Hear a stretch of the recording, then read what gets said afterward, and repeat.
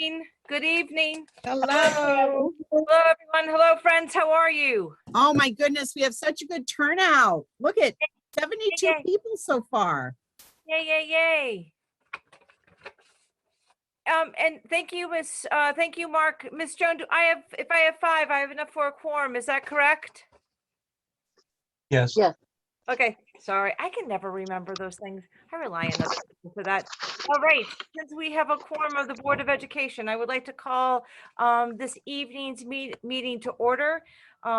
Today is May 24th and it is 6:01 and it is our regular meeting and it is being held remotely, obviously. And the first thing that I would like to do is call for a Pledge of Allegiance. And Susan, you and I talked about Yes.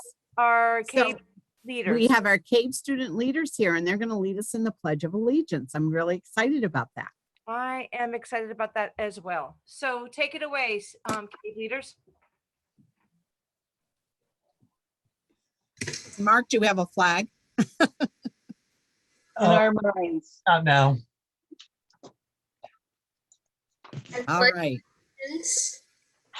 I pledge allegiance to the To the flag of the United States of America and to the republic which it which stands, stands one one nation, nation under under God, indivisible, indivisible, with with liberty and justice for all. Thank you so much for joining us. Thank you for leading us in the Pledge of Allegiance. Let me just orient people to this meeting. I'm going to say over and over again, this is by far the most important meeting that I think that the board holds every year, which is where we recognize the Herculean efforts that on a non-pandemic year, our teachers and our staff members do to service our children in Groton School District. This past 2 years has been amazing, and so I just am in awe. So what we're going to do for this meeting is that we are going to be recognizing our district teachers and our district staff that their abilities and whatever have gone above and beyond and have been recognized by the administration for their work that they have done. So that is what we do on the May meeting. So if you had access to an agenda, what you're going to see is that we're going to put that up at the very top, where we're going to do all the recognizing. To help with my waistline, we're not going to serve cake because we're not then we are going to then go into our regular board meeting, which for the board members, it's not really long. Susan and I really tried to make that a shorter meeting so that we're not with each other until 10 o'clock at night. So that's sort of the lay of the land.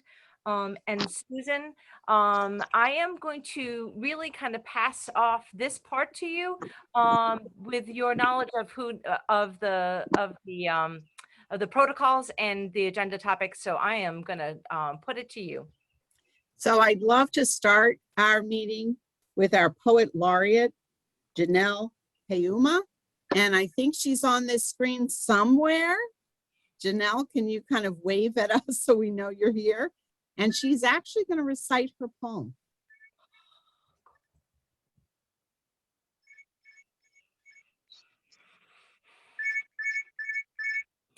If you're not a board member and you're not speaking, if you guys could just mute yourself so that some of the other like background noises don't come in, that would be great. Thank you.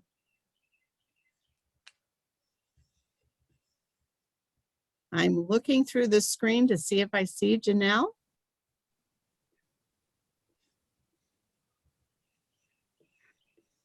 And we might just have to go back to her should she enter, because I'm really looking forward to hearing her poem. That would be great. And I think that Yeah. we are flexible for that. I've Okay. not seen her either. So the next, what? I'm sorry. I have not seen her either. Okay. So the next event is going to be our CAVE Student Leadership Awards. And I'll ask the principals. It looks like Groton Middle School, and I recognize a few of them. So excited. So Peter Bass, would you please introduce your Student Leadership Awards from Cape? I would be my pleasure to do so. Good evening, everyone. I am so pleased to recognize two Groton Middle School students this evening, both 8th graders, and we're going to start with Melanie Fleming. Hello, Melanie and family. Good to see you on the screen. Too bad we're not in person, but we are so proud of you, Melanie, for everything that you've done in your middle school years and this extraordinary year. I have a few items here to read about you from those who know you best. Melanie has been an invaluable member of both the Cutler and Groton Middle School student body. Melanie has always stayed positive when it comes to school and grades. Melanie puts her education first and maintains a good rapport with every one of her teachers. Melanie has always demonstrated the importance of getting to know every one of her teachers and her fellow students. In addition, she has the ability to prioritize and focus on what her responsibilities are. She is also a team player and seeks input and collaborates well with her classmates. Melanie has been involved with volunteering outside of school, but she has already also been heavily involved with activities at Groton Middle School, such as student council, broadcasting, morning announcements, and yearbook. Melanie is willing to help with anything that is asked of her. If it will benefit her school, her teachers, or her fellow students, Melanie is always willing to take on that task. At times, this task might be a great challenge for her, but she is always willing to give help to others. Melanie has an impeccable work ethic. She is dedicated to her studies and staying involved with school. Melanie is extremely outgoing and caring. She is known for her frequent contributions in the classroom. She has met all challenges with perseverance and determination. Whenever there is a new topic or lesson to learn, Melanie embraces the task with a positive attitude, which is contagious to her peers. Melanie is a true leader in every aspect. As a student, Melanie has also demonstrated flexibility, understanding, and compassion. Again, Melanie, we could not be prouder of you for representing Groton Middle School with this Student Leadership Award. Congratulations. Thank Well you. done. Thank you. Congratulations, Melanie. Way to go. Thank you. Very well deserving. Next we have Wellington Thompson. He's also known as Ricky. Now, Ricky and family, welcome this evening. I don't believe we've actually met in person, being this COVID year, but everything that I have heard about you, Ricky, and I look forward to meeting you in person, hopefully, for our promotion ceremony. But everything I've heard about you, Ricky, is you are just outstanding. And again, I have some words from those who know you best. Wellington Thompson, who prefers to go by the name Ricky, is one exceptional student. He has demonstrated immense growth and matured from a quiet and reserved 6th grade student to one of the most dependable students who continually goes above and beyond. In addition to his high achievement in academics, he has a passion and love for both sports and music. Over the course of the years, he has played a few different sports, such as football, basketball, and soccer. He has also been an integral part of the band. He has played alto saxophone for 2 years, tenor saxophone for 2 years, and trumpet for 1 year. It's pretty amazing. He is a very well-rounded student who is liked by all of his teachers and peers. Wellington's persistence, balance, and hard work with his academic scholarship and other activities is admired by many. He has dedicated himself to what he puts his mind to, which is indicative of self-discipline and achievement. Ricky, we are so proud of you.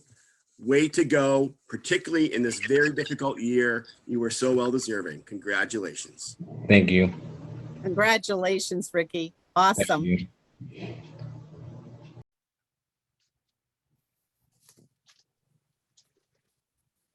And now I guess we can move to our Cape High School Leadership Awards. So I know we have Principal Kelleher here. Thank you, Susan. Yeah, I want to start with Nana Ali. Nana, are you there?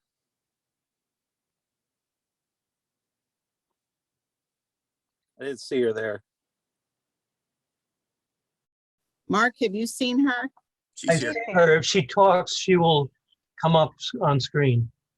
If people that are not presenting or participating, would you shut off your cameras? Then we can find these people easier. Oh, there she is. I see her. Wave to everybody. There she is. So I just want to say she's a terrific student, a member of the drama club, tennis team, cheerleading, student leadership, the Black Student Union, and more than words. But you know what really impressed me, getting to know her was during COVID, she started an activist group in our community called the Groton Youth Collective and did an internship this summer with the local Groton police during the summer. And then, at the start of the COVID lockdown in 2020, she was part of organizing a successful Black Lives Matter protest rally in Groton. She really impressed me during that when she had the confidence to speak to the crowd that attended the rally and brought everyone together. And I think, really represented her community and her school well. So I'd just like to say congratulations to her. She's a well-deserving award winner for our CAPE Student Leadership Award. Congratulations, Ms. Ali. Great job. Congratulations. And our second award winner this evening, I know could not make it this evening, but Hayden Kowalski. Hayden is part of the More Than Words group. She's a tennis and volleyball player and has been a member of student council. She volunteered at a charity bookstore and summer youth tennis clinics. She's an IB diploma student. Terrific work ethic, high level of determination, and is determined to help others. And she's overcome some challenges in her life and has risen to be an excellent student and is definitely a great representative of Fitch High School for this award as well. So congratulations to Hayden as well. Both of these young ladies really represent the best that Fitch has to offer, and we're very proud of both of them. Thank you. That's wonderful. It's so great to hear about these students who've just gone beyond the call of duty and in such trying times have persevered and really brought out the best in everybody around them. So thank you all. So I think the next order of business is to have, Principal Kelleher go through and talk to us a little bit about the Fitch High School support personnel recognition and then Teacher of the Year or Outstanding Educator. Yeah, thank you, Susan. And I'll hold off on our poet laureate. I did send her the email with the link on it. Just hopefully she'll be able to join us. But I do have some things to say about Janelle as well. Okay, So who would you like me to start with? Our let's support start person with of the year? Janelle since we were doing the students. And if All she right. comes on, we'll certainly have her recite her poem. Okay, sounds good. So yes, Janelle Payumo is our poet laureate this year. She is one of the hardest working writers at Fitch. Her work has evolved and improved continuously over the past 4 years. Her defining part of her work is really a distinct sound to her poems. Mr. Giovanazzo said that she skillfully uses alliteration and consonants as well as metaphor and symbolism. Janelle explained that inspiration for her is very much in the moment. Whenever she writes poetry, she usually gets her inspiration randomly from whatever she's watching in the moment or through her surroundings. She's going to be attending Clark University next year and studying English. I do also want to note that Amphora, our literary magazine, was recognized this year for excellence by the National Council of Teachers of English. So not only a great thing for Janelle, but for all the contributors and organizers of the literacy, Amphora, excuse me. So congratulations to all of them. I thought I saw a hand raised. Has Janelle entered the room? Can she speak up if she is here?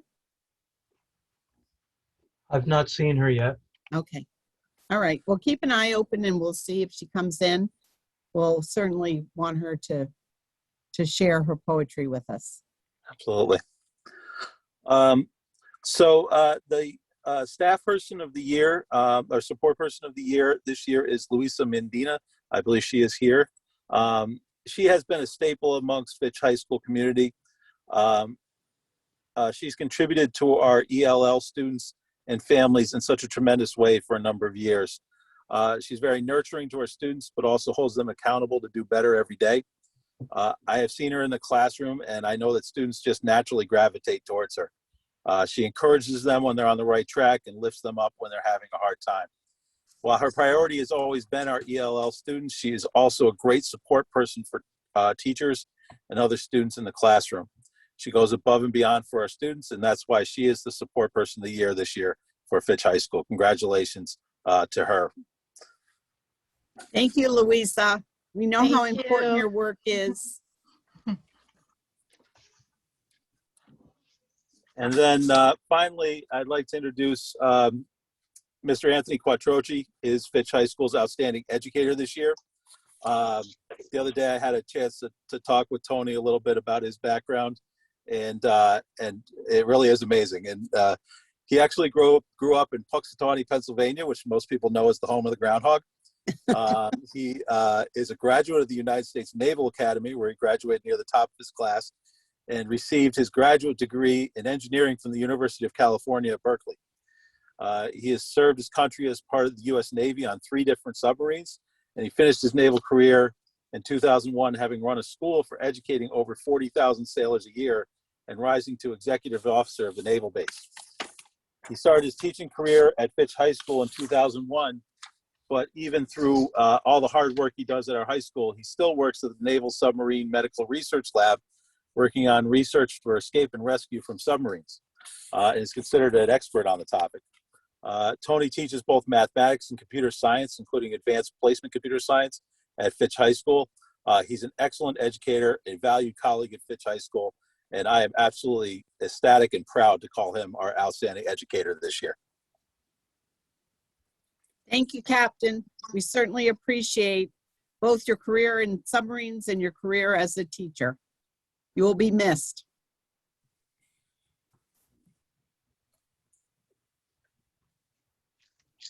So I think we can go to Principal Bass to tell us about his support personnel and outstanding educator. Good evening again. So it is my pleasure to recognize as our support personnel award winner from Groton Middle School this year, Miss Lisa Teixeira. I have known Lisa for as long as I've been in Groton. I think that's true. Is that true, Lisa? Since going back to Mary Morrison 19 years ago? Yes, it is. Yeah, so, and at that point in time, I coined the nickname for her, Mrs. T, of course, you know, married to Mr. T, and I pity the poor fool and all that stuff. So Lisa has been a joy to work with from day one. And our paths have crossed many times in many schools over the years. And I can tell you personally that she, top-notch person, and it shows. The kids know that she cares. The teachers know that she cares. And she is willing to do anything for anybody at any time. She's an EL tutor, but that is only a small portion of what describes Lisa. This year has been really tough, as we know. And Lisa has stepped up above and beyond to help us cover classes over and over again, still work with EL students, work with our EL teacher. But again, she's willing to do anything for anybody. She's an incredible asset to Groton Middle School, to our district. She listens, she gives support, and maintains a high level of professionalism. She is truly a treasure for both students and staff. And she is a Yankees fan too, so that's something. Lisa, congratulations. You are so well deserving. Thank you so Kudos. much. I appreciate it. Thank you so much. And it's so good to see such important staff members recognized. Our EL program is growing by leaps and bounds. And you all work so tirelessly to make sure that they feel connected and they pick up our language. And it makes me feel so proud. So thank you. Next, I'd like to recognize Miss Jessica Panucci. She of the famed Panucci family in Groton Public Schools. Again, Jess, I can't believe so many years have gone by, but I first met you when your last name wasn't Panucci, it was actually Babineau. back in early days at Fitch High School when you were subbing. And at that point in time, I knew that the kids really connected with you, and that you were willing to work hard and do what it took for students. When we had the opportunity to interview and then hire you as a language arts teacher, 6th grade at Cutler Middle School some years ago, we could not have been more pleased with our selection and what you delivered.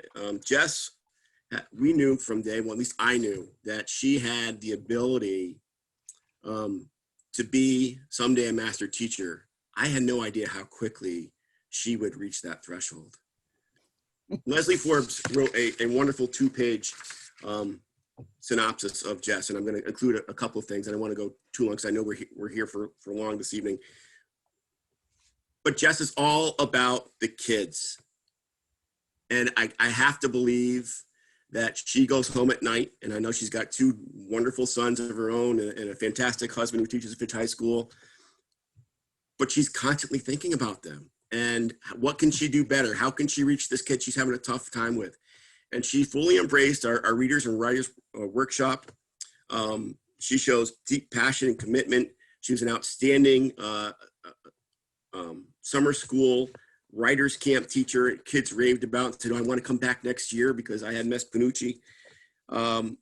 She has a rare gift of unleashing and empowering the potential within her students to not only be, but also believe that they can be. She does take the time to make each student feel unique, special, and appreciated. When you enter Jess's classroom, she is, from day one at Grant Middle, she made that classroom her own, put up special decor, the lighting, the music. Having spent time in Jess's room, it's an opportunity I only wish that all of you could have, because it is so welcoming, and the kids know what to do. The structures and routines are there. They get the most learning out of each and every minute with Miss Panucci. She has a tremendous impact on every student she teaches. She touches lives both in and out of school. And Miss Forbes quotes Sydney Hook with a quote about Jess. You have to believe it was written for her. Everyone who remembers their own education remembers teachers, not methods and techniques. The teacher is the heart of the education system. I would add to that she brings the methods and techniques, but it's her heart that shines biggest. Jess, you are the teacher that touches many hearts and one your students will always remember. We are so appreciative of all you do every day and are so pleased to celebrate the talented teacher and wonderful person you are.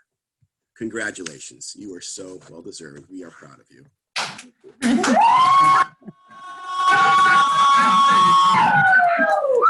He has a cheering squad. Mr. Bass, Miss Austin, everyone, GMS family, my friends who are family, my sons, everyone, thank you so much. It is a true honor to be Groton Middle School's first ever Teacher of the Year. Thank you.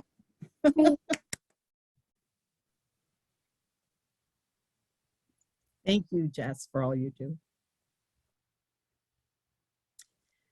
So I think we're going to turn it over to the elementary schools now, and we'll start with CK at the top of the list here. Hello. So Catherine Kolnaski is proud to honor Kate McCaffrey as our Support Personnel Award recipient this year. The work of a school nurse can be overwhelming in a normal year, but this year has been far from normal. Kate has gone above and beyond to meet the challenge. Kate remains pleasant despite how busy things get and how many questions she's asked. She is empathetic to the emotional needs of our students. Kids visit for illness and injury and sometimes just for moral support, and Kate is always ready to meet their needs. She's knowledgeable and has gone above and beyond to be sure that she's kept track of that ever-changing guidelines of COVID-19. She's diligent in checking symptoms, reaching out to families, contact tracing, and reporting data, all to help ensure that our CK family stays as safe as possible during these challenging times. We would not have made it through this year without her, and we are lucky to have her as part of our CK family. Congratulations, Kate. Thank you, Kate. You are one of our heroes here. Yes. And CK's outstanding educator this year is Cheryl Bollier. And it's an honor to share a little bit about Cheryl, CKMS's outstanding educator, so that you can get to know a little bit about the special person that we at CK feel so fortunate to have as part of our family. Each year when this award comes around, I always ask colleagues to send me their thoughts about our outstanding educator. And then I add that to my thoughts to create a full picture of our honoree. And this year I had 7 different people send me information, and I've never had such a consistent response regarding a teacher's strengths and what they do for our school. Every single person spoke of Cheryl's relationships with and commitment to her students. And I don't think any one of us would hope to be thought of in any other way, since being here for our students is the whole reason that we do what we do. Cheryl recognizes the importance of building relationships with her students in order for each one to be successful. She builds long-lasting relationships, taking time each year to learn what her kids need and differentiating accordingly.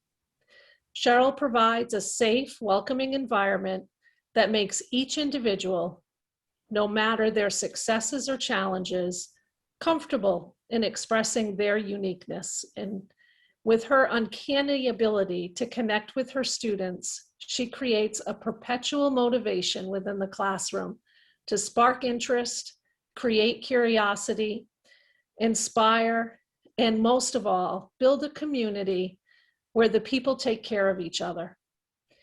Even on the busiest day, when most teachers are in need of a little quiet time, you'll find Cheryl giving up her quiet lunch to eat with a student who's needing a little extra love and care that day.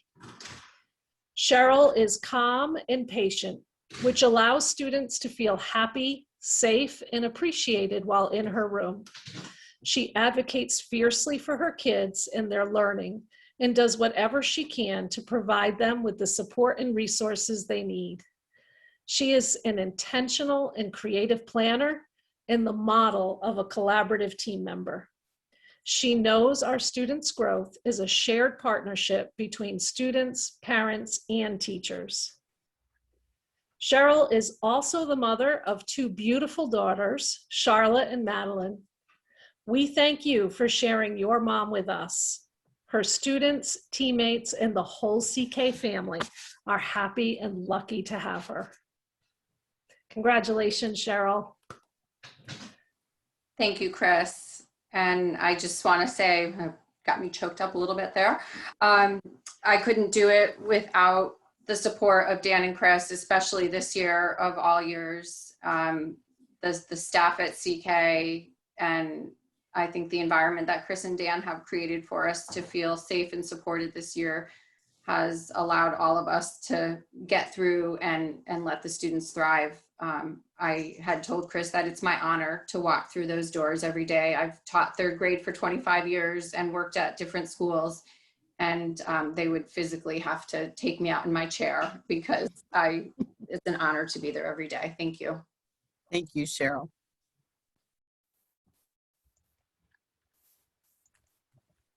So we will move to Principal Danner from Charles Barnum.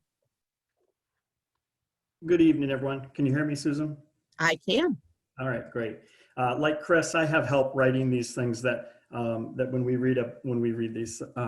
Our first is for our support personnel is for Wendell Reed, our custodian. I know he's not here tonight, and anybody that knows him would know that he came to me and said, "Boss man, I'm not going to that." So that's just how he operates. So Wendell Reed definitely brings sunshine to Charles Barnum. That's truly how he refers to everyone at the school, with the exception of me, and just his way of making everyone feel welcome while putting a smile on their face. Although his job description focuses on the building, he always finds a way to check in on almost everyone by asking about vacations, families, trips, and he asks those same questions of students. Wendell just plain cares about everyone, and it's very apparent. Now, I'd be remiss if I didn't mention that Wendell was also every bit as good as excuse me, I'm going to start that again. It's on Zoom, so I can't see everyone. Now, I'd be remiss if I didn't mention that Wendell was also every bit as good at rousing folks and keeping things light. He's also famous for insinuating that he can't get something done, but no sooner than you return the next day, it's done exactly as been asked. A great fact about Wendell that many don't know, and he would never want recognition for this, Wendell's the first to donate money, spend money, and support every single fundraising event that we have at the school. He does it in the early morning hours before anyone shows up, and he does it quietly. Wendell Reed is definitely one of a kind and will be missed by all as he plans to move to a full-time fishing job starting this summer. Charles Barnum wishes Wendell the best and hopes he enjoys his time near the water.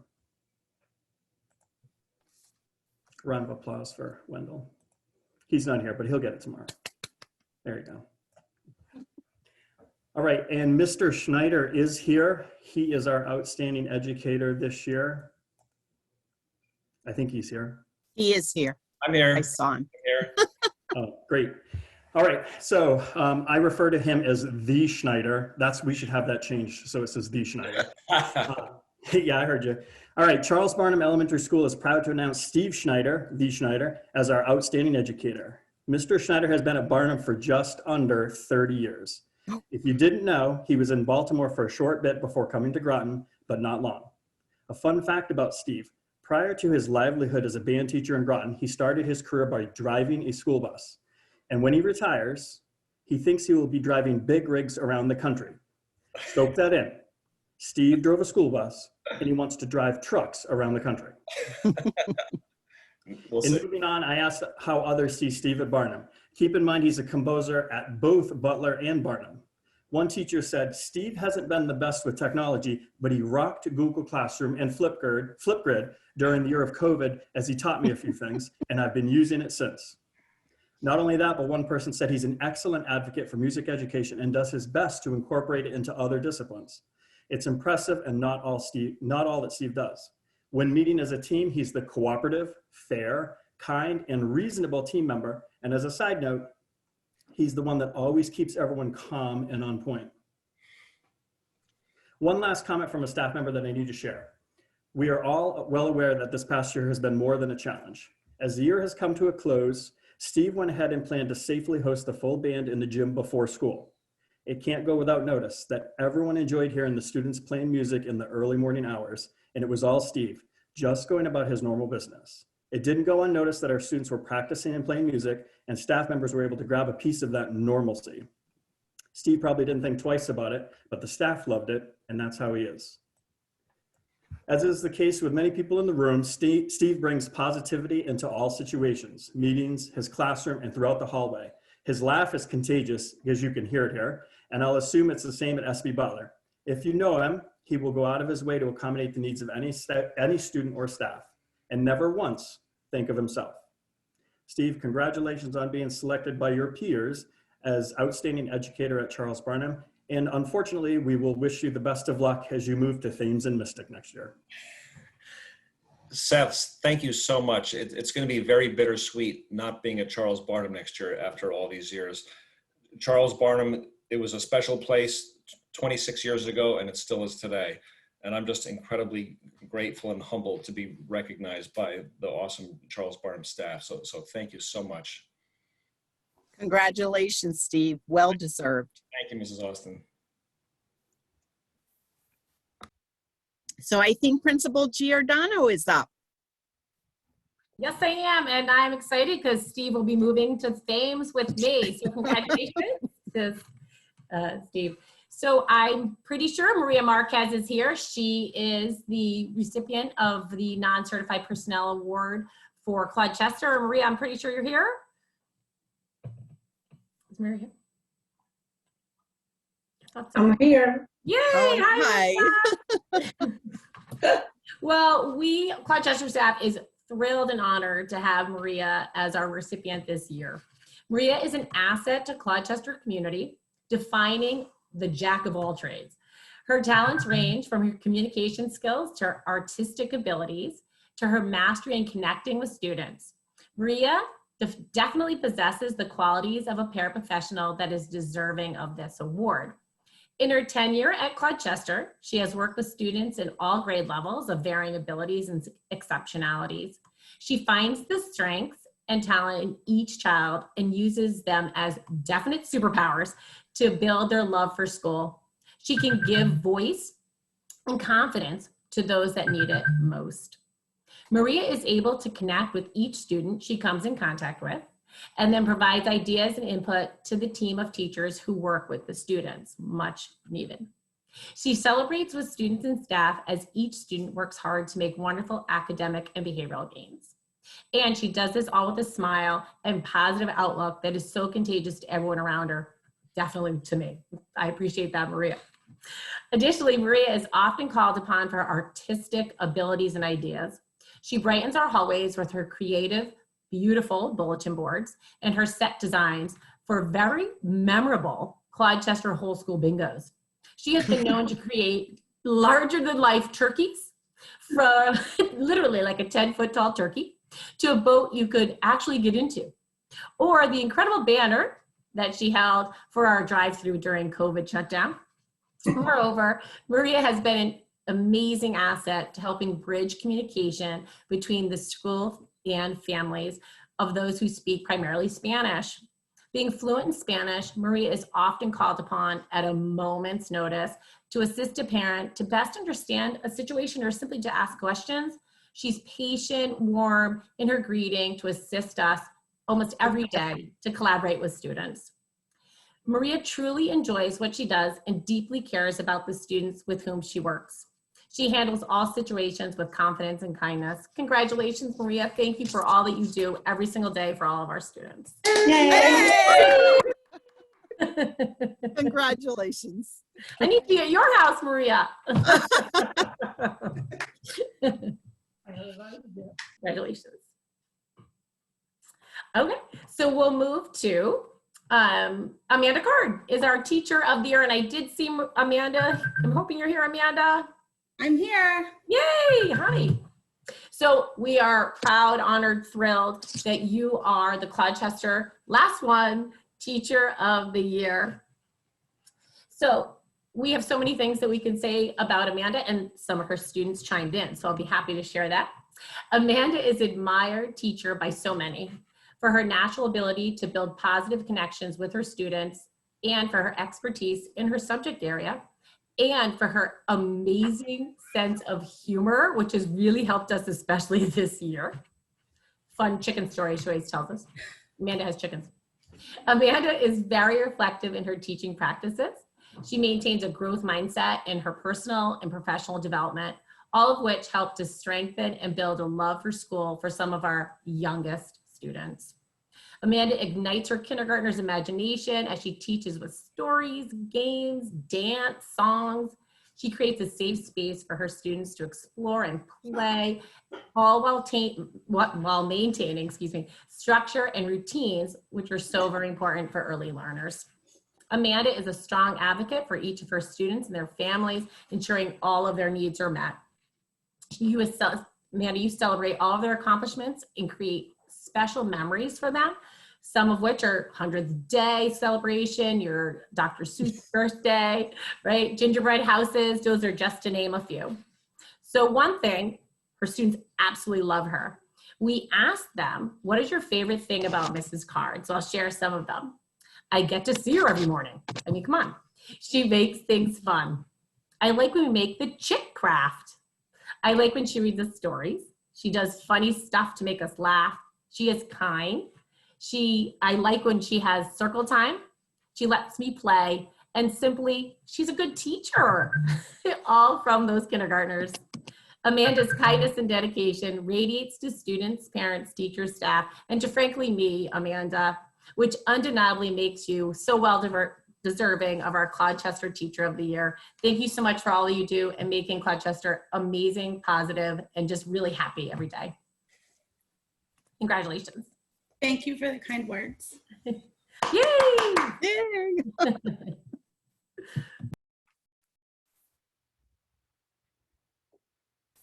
And now it looks like Principal Minor from Mary Morrison is ready. Yes, we are. And I know both of the Mary Morrison recipients are here, so I hope they'll both turn their cameras on so we can see them. Our first is familiar with this award because this is actually the second time she's received this award. Robin Shaw received it a few years ago from the Pleasant Valley staff. So it kind of speaks to her consistent performance over the years. The Mary Morrison staff overwhelmingly decided that we wanted to recognize Robin Shaw to receive the Groton Support Personnel Award. She has made a very special contribution to our school, and we are fortunate to have Robin as part of our team. Robin is a very capable and is seen as a leader among our paraprofessional staff. She also is a certified EMT first responder and has been on both the PV and Mary Morrison crisis teams. Robin's clear and focused demeanor transcends the classroom and helps us build an atmosphere of learning and respect throughout the school. She's intuitive and a benefit to all the students in the classroom. She is also fabulous on the cafeteria and the playground. She volunteers happily wherever she is needed, and when her assignment is changed, she is always flexible and willing to tackle anything given to her. Her positive attitude translates to the classroom atmosphere with learning and respect. She is a valuable and respected member of the Mary Morrison family, and recognizing her with this Groton Support Personnel Award is one way that we're able to extend our gratitude to her. So thank you, Robin. Thank you. Thank you, Robin. Okay, our next award goes to Kelsey Davidson. Kelsey Davidson is our Teacher of the Year. She is a reading specialist and a coach at Mary Morrison School. She was nominated by her colleagues as Outstanding Teacher of the Year because of the dedication she brings to her work with our students, as well as the collaborative spirit she brings to her work with Mary Morrison's classroom teachers. Kelsey started her career as an English teacher, both abroad at a British middle school and then as a high school English teacher at Fitch. She went on to obtain her second master's degree in remedial reading and a sixth-year degree as a literacy consultant. This background has given Kelsey a unique and thorough understanding of the vertical and horizontal alignment of K-12 literacy instruction. As a reading coach and interventionist, Kelsey has supported not only our Tier 3 intervention groups, but works regularly with classroom teachers to plan and navigate the additional tiers of their literacy instruction to implement best practices in reading, writing, and phonics. The heart of her work at Mary Morrison has been driven by the growth mindset, and she used this as fuel to rethink, redesign, and restructure the way the Mary Morrison intervention and reading schedule worked. As a facilitator at ELA data team meetings, Kelsey led a school-wide plan to bridge the tiers, as she calls it, using the push-in model as a way to make Tier 1 accessible to all learners. As a teacher leader, Kelsey knows it's a team effort, and when teachers work together, we become accountable, not only to our students, but to each other as well.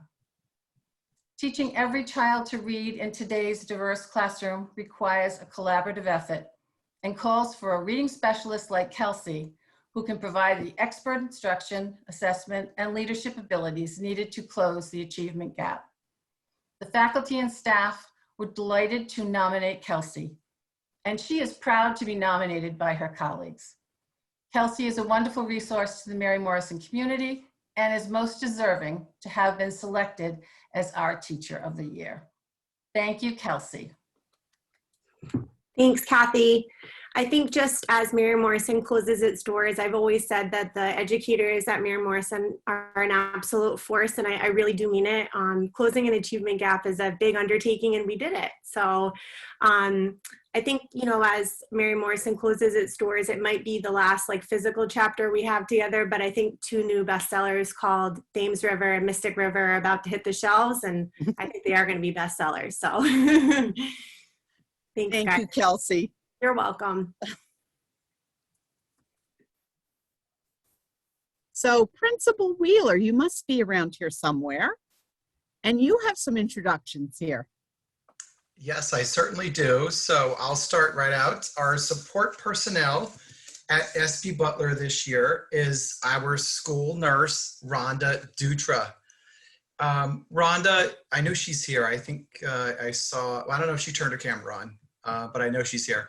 Rhonda is the nurse at SB Butler Elementary School. There are not enough words to express our deep appreciation for her dedication and professionalism in these trying times.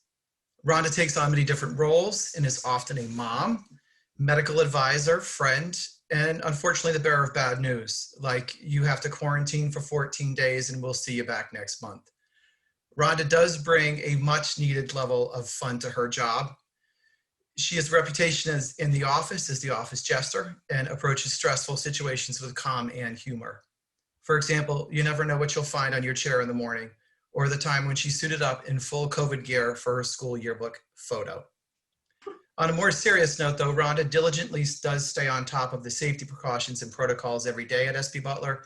She follows through with reminders about mask etiquette, hand washing, and social distancing. She has also been so supportive, informative, and clear when we had to contact trace in the building this year, often lending her time at night and even on a weekend to help contact families. Rhonda is one of the most patient people that we have known. She handles the most frustrating situations with ease and compassion. She is a great listener that is genuinely interested in everyone's health and social emotional needs. Rhonda has contributed this year to the reduction of stress in the building with her sense of humor, her calm approach, her genuine concern, professionalism, and overall kindness. From our entire SB Butler family, we thank Rhonda Dutra for all that she does and are very fortunate to have her on our team. Thank you so much, Rhonda. Thank you. All right. I am going to keep moving, and we are going to switch gears and talk about our distinguished educator of the year. This year at SB Butler, our last year as well, is Julie Field. Julie Field is currently one of our special ed resource teachers, but she has spent many years prior to that in preschool. SB Butler Elementary School is proud to choose Julie Field as our distinguished educator. This year, over the past 5 years, I have had the privilege of witnessing the tremendous impact that Ms. Field has on both our special education and regular education students. She has been instrumental in providing targeted instruction to many of our special education students.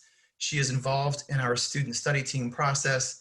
She's an active member of our building improvement team, and she assisted in the implementation of the Life is Good curriculum to foster positive school climate. Julie's professionalism and innate sense of commitment to students, parents, and staff have earned her a very genuine and well-deserved regard as a member of our school community. It is impressive to witness how effortlessly that Julie can respond to the needs of her students throughout a lesson. She can assess a targeted behavior or skill quickly. She can adapt her lesson plan and adjust her instruction to ensure that all students can be successful. Most importantly, she's very effective in de-escalating a child to help them get back to the task at hand or their classroom, depending upon the specific situation. She cares deeply about and is respectful of her students. They respond to her in a respectful and caring manner. Parents also respond positively to her ability to provide open and clear and frequent communication. Julie provides parents with concise and specific academic expectations, learning objectives, and behavior strategies that can be utilized at home to empower their children to assist in needs of education. While in attendance at many PPTs With Mrs. Field, throughout the school year, it is impressive to witness her very strong interpersonal skills as she navigates the agenda of the students' progress, growth, goals, and objectives in future planning.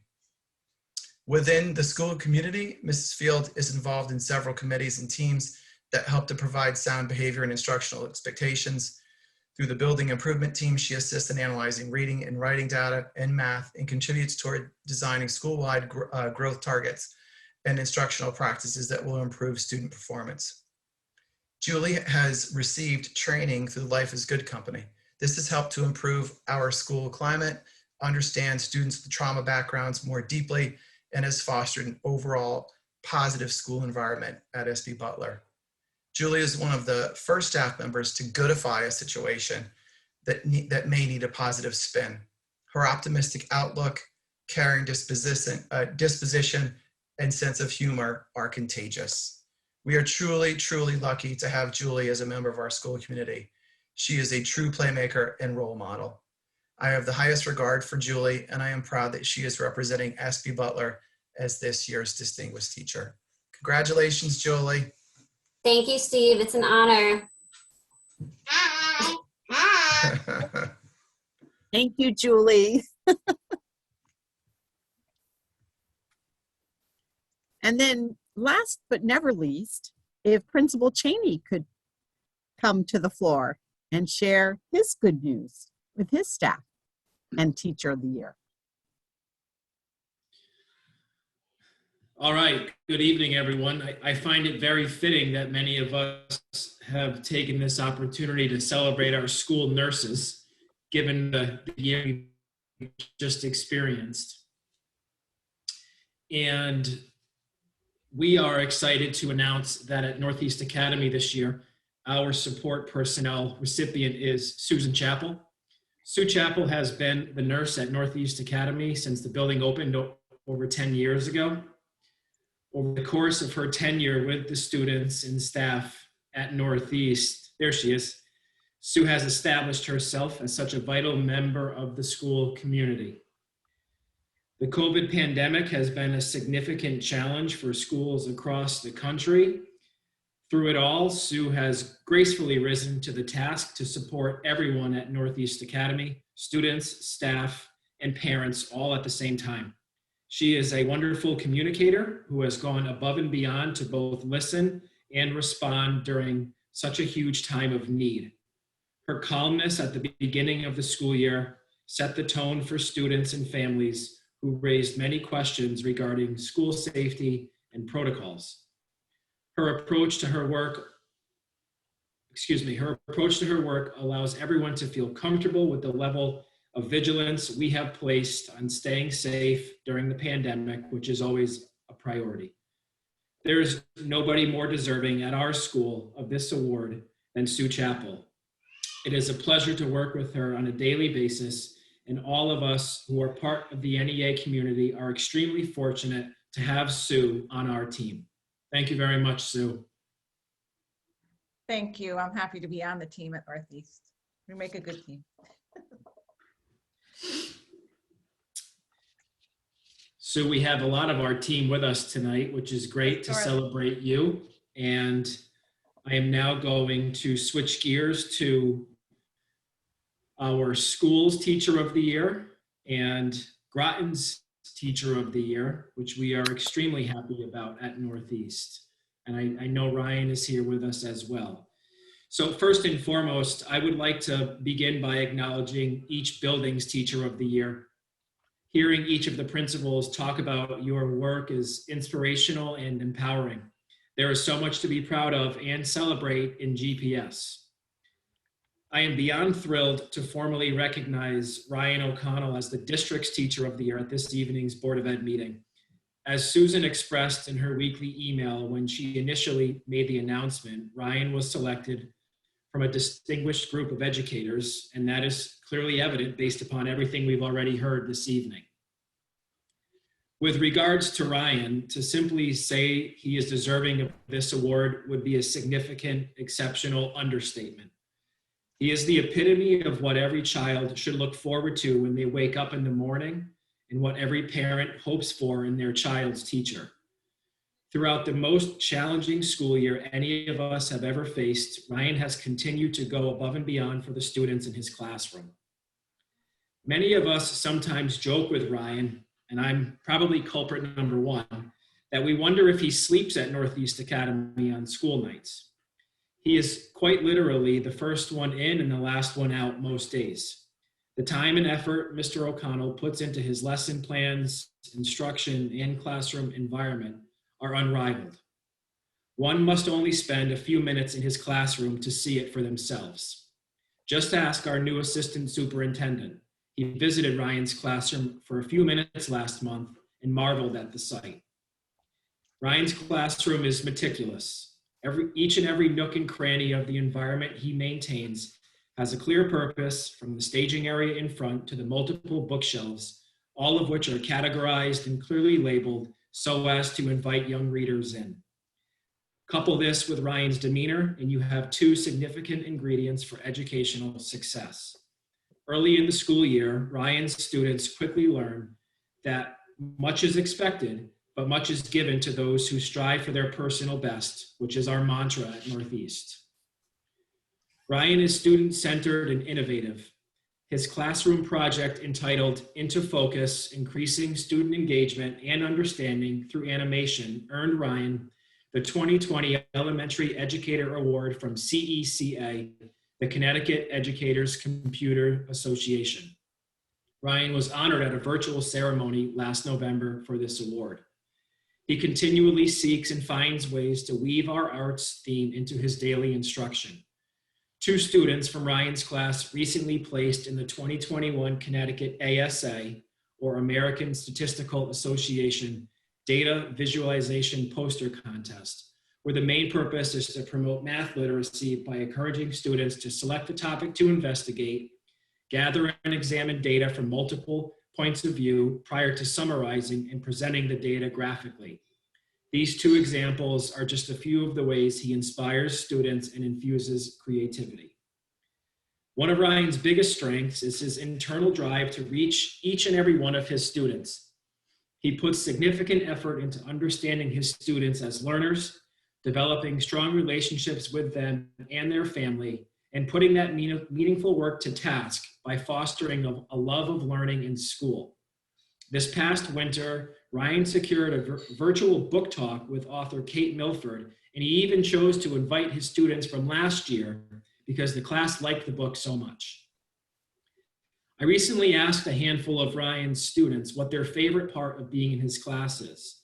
Here are some of their responses. Project Earth. We get to solve real-world scenarios in our own classroom. We get to do things in our classroom that other kids don't get to do. Everything we do has a flair of fun to it because of him. Mr. O'Connell actually takes the time to help me understand things. This is my favorite. Mr. O'Connell is patient and understanding. I've never even seen him get mad. Ryan, on behalf of Northeast Academy, we are so very happy for you and proud of you. The passion and energy you put into your craft is extraordinary. You help push us in our pursuit of academic excellence, and every student lucky enough to have you as their 5th grade teacher leaves you at the end of the year as a better person and a better student. Congratulations, Ryan, you absolutely deserve this. Wow, thank you. I'm speechless, Ryan. Those are very, very unlooked for words. Thank you to the Board of Education, Superintendent Austin, Assistant Superintendent Piazza, all the fellow Teachers of the Year, Friends of Education, support personnel, honorees, all of our student leaders, our family and friends and guests here tonight. There are so many people on this call working to do so much good right now. I'm standing on a lot of shoulders myself, and I beg your indulgence just to thank a few of those who have helped me to become the teacher and the person that I am today. My deep gratitude to the Board of Education and the Groton Teacher of the Year Committee for recognizing the hard work that Groton Public Schools dedicates to its students this year of all years. Thank you to my administration, Ryan Cheney and Stephanie Wheeler, for their deep and constant support for students, families, and all building staff. My grade level teammates, past and present, Nicole Volpe, John Yetter, Stacy Day, and Wendy Canigliaro, as well as the support staff with whom I've had the pleasure to serve over the years, for your collaborative spirit, your can-do attitude, and for welcoming and mentoring an inexperienced, naive, stubborn new teacher who still never combs his hair. I learn so much from each of you every day. As we've heard tonight, many who enter the teaching profession, they do so because of that one teacher. Mine was my own 3rd and 4th grade teacher, Mrs. Kathy Ushman. Mrs. Ushman taught a multi-age class at Juliet Long Elementary School in Gales Ferry, a practice that has perhaps unfortunately gone by the way in the age of the Common Core. I entered her class as a 3rd grader in a mixed class of 3rd and 4th grade students, and we had such an amazing year together that we all looped up with her and did it all over again as a mixed class of 4th and 5th graders. Mrs. Ushman's class was one filled with creativity, kindness, and writing. Wonder filled each and every day. And as a matter of fact, Mrs. Ushman is with us here on the call tonight. Thank you, Mrs. Ushman, for everything that you did for that curious, strange group of kids at the end of the hall. It's important for you to know that students from that class have gone on to do varied, interesting, and meaningful things with their lives, from the Peace Corps to military medicine, from religious studies to shipbuilding. One of them even became a teacher. My parents, Karen and Lee, are with us tonight. My mom, Karen, has worked for New London Adult Education for 33 years, helping students, many of them immigrants, earn their GEDs and high school diplomas. My dad, Lee, has been a welding engineer at Electric Boat for over 40 years. They taught my brother Shane and I to be part of a world where hard work matters, but where character and love matter even more. Thank you too. Happy 39th wedding anniversary. Oh, And finally, what a way to celebrate. thanks most of all to my students. I see a few friends, new and old, here on the call tonight. Hi guys, how's that project coming along? These guys make it fun and exciting to come to work every single day, and from whom I feel that I often learn more than they could ever possibly learn from me. And to understand that, well, evenings like this are really nice. We should enjoy the moment. That tomorrow morning, the classroom door is quietly going to click closed, and we're going to go back to it, because the journey really is the destination. Thank you all. Thank you, Ryan.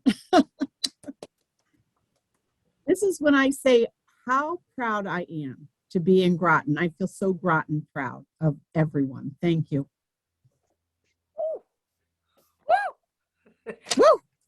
Wow, this has been an incredible night. Susan, I do believe that Sam, Yes.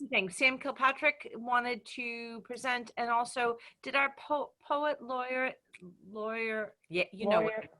Never mind. Yeah. Laureate. Thank you.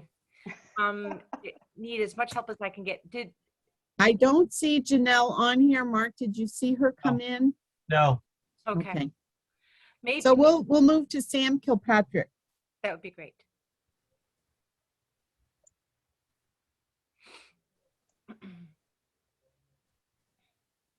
Good evening. Well, congratulations to Ryan. That was really fantastic. Quite a young man. And it was really great to see all those kids with the teachers, with their families. It's really special to see loving families together on a Zoom. Tonight, I'd like to make the announcement that our maintenance person of the year is Dave Zuzerski. Dave has only been with us a couple of years. He was hired as a machinist, and he's our HVAC, which is heating, ventilation, air conditioning mechanic as well. So it was nearly impossible for us to pick just one individual in a year when the entire custodial maintenance staff have been present and working. Back when we didn't know exactly what we were dealing with, March of last year, and when the fear was rampant, custodial staff was working feverishly, if you'll pardon the pun, to make our schools safe for the kids and the staff. But after much thought, Wendell, Scott, and I agreed that Dave has performed at a greater than expected level in his position. He has demonstrated on many occasions his exemplary skill level in maintenance and the repair of district equipment and machinery, and by doing so, has saved the district hundreds, maybe even thousands of dollars.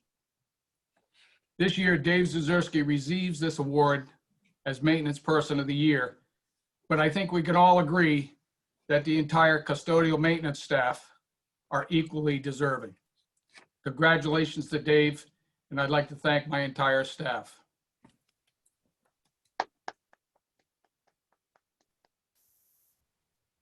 Thank you, Wow. Sam.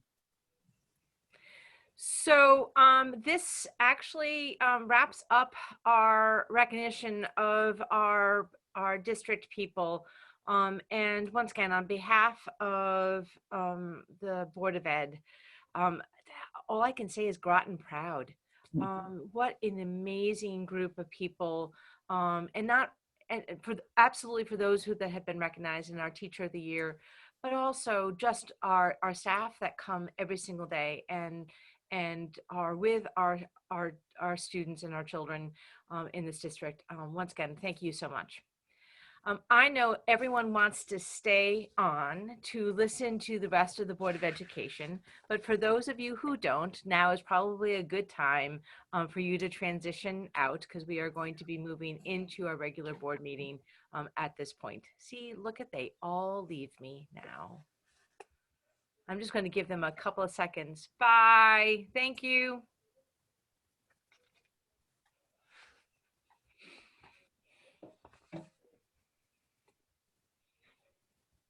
Is it something I said? Yes. Such amazing participation too. How great.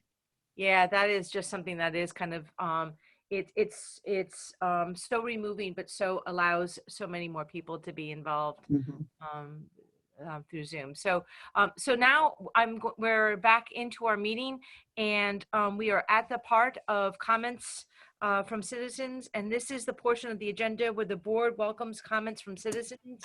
Each presentation should be limited to 5 minutes or less, and citizens should, if possible, submit written comments, and they can be emailed to Joan Johnson. Presentations should be related to matters pertinent to Groton. Board members will only ask questions in order to clarify the speaker's presentation and cannot respond during comments of citizens portion of the board meeting. Citizens should state their name and addresses for the record. Do we have any comments? I'm looking in the chat box and I don't see anything. Joan, do you have anything? No, I do not. Thank you, Joan. All right, so hearing no comments, we're going to move on to the student representative report. And Susan, were we able to locate? We did a call out, but I don't know that I see any of the representatives on this. I'm just looking one time. Mark, do you see Zay or? No, I'm sorry.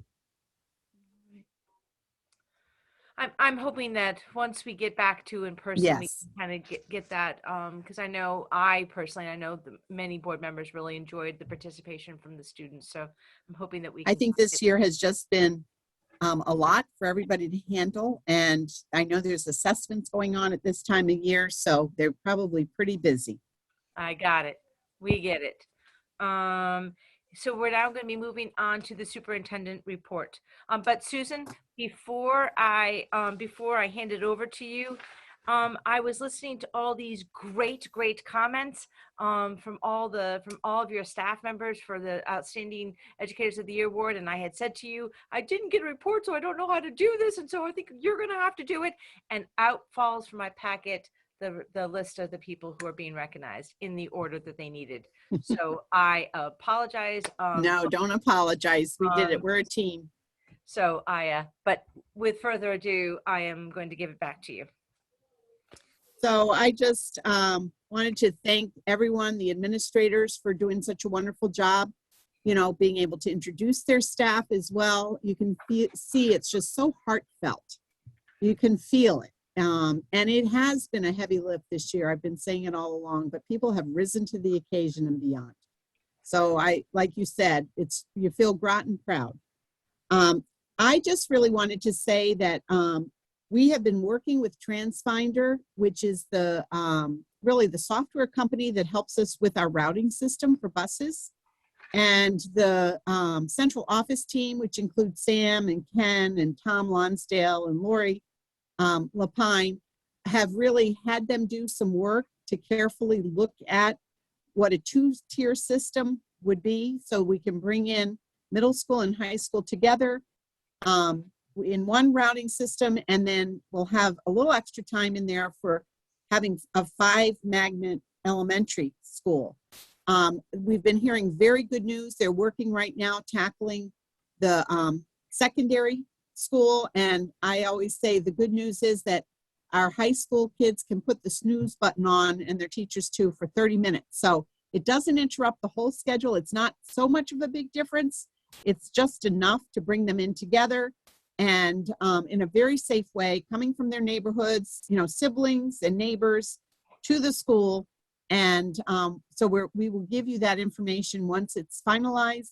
Along with that TransFinder study comes professional learning for our staff here, so that they will be able to use all the elements of the software program at ease, anytime, and be supported in that. So we're really looking forward to that. After they do the secondary group, they will do the elementaries. The lottery has closed, although there are still families on the waiting list. And so we've kind of gradually released those seats as they've come up. And we will keep you posted on all of that as it develops. So that's all really I had. We tried to keep it sweet, simple and sweet. And I'll turn it over to my assistant superintendent, Dr. Piazza. Hi, good evening, everyone. And before I get started with a quick summary of what we're doing this summer, I just wanted to just add to the accolades. I know most of our guests have gone, but really outstanding work. And it's great to see our support personnel and our educators and our custodial staff get honored. Like I said, especially after the year we had, it was really nice to hear all those great things about all the employees and to have so many guests here to honor them. So that was really cool to see. So congratulations to all of them. But I'm happy to talk just a little bit about the programs that we have for our students this summer.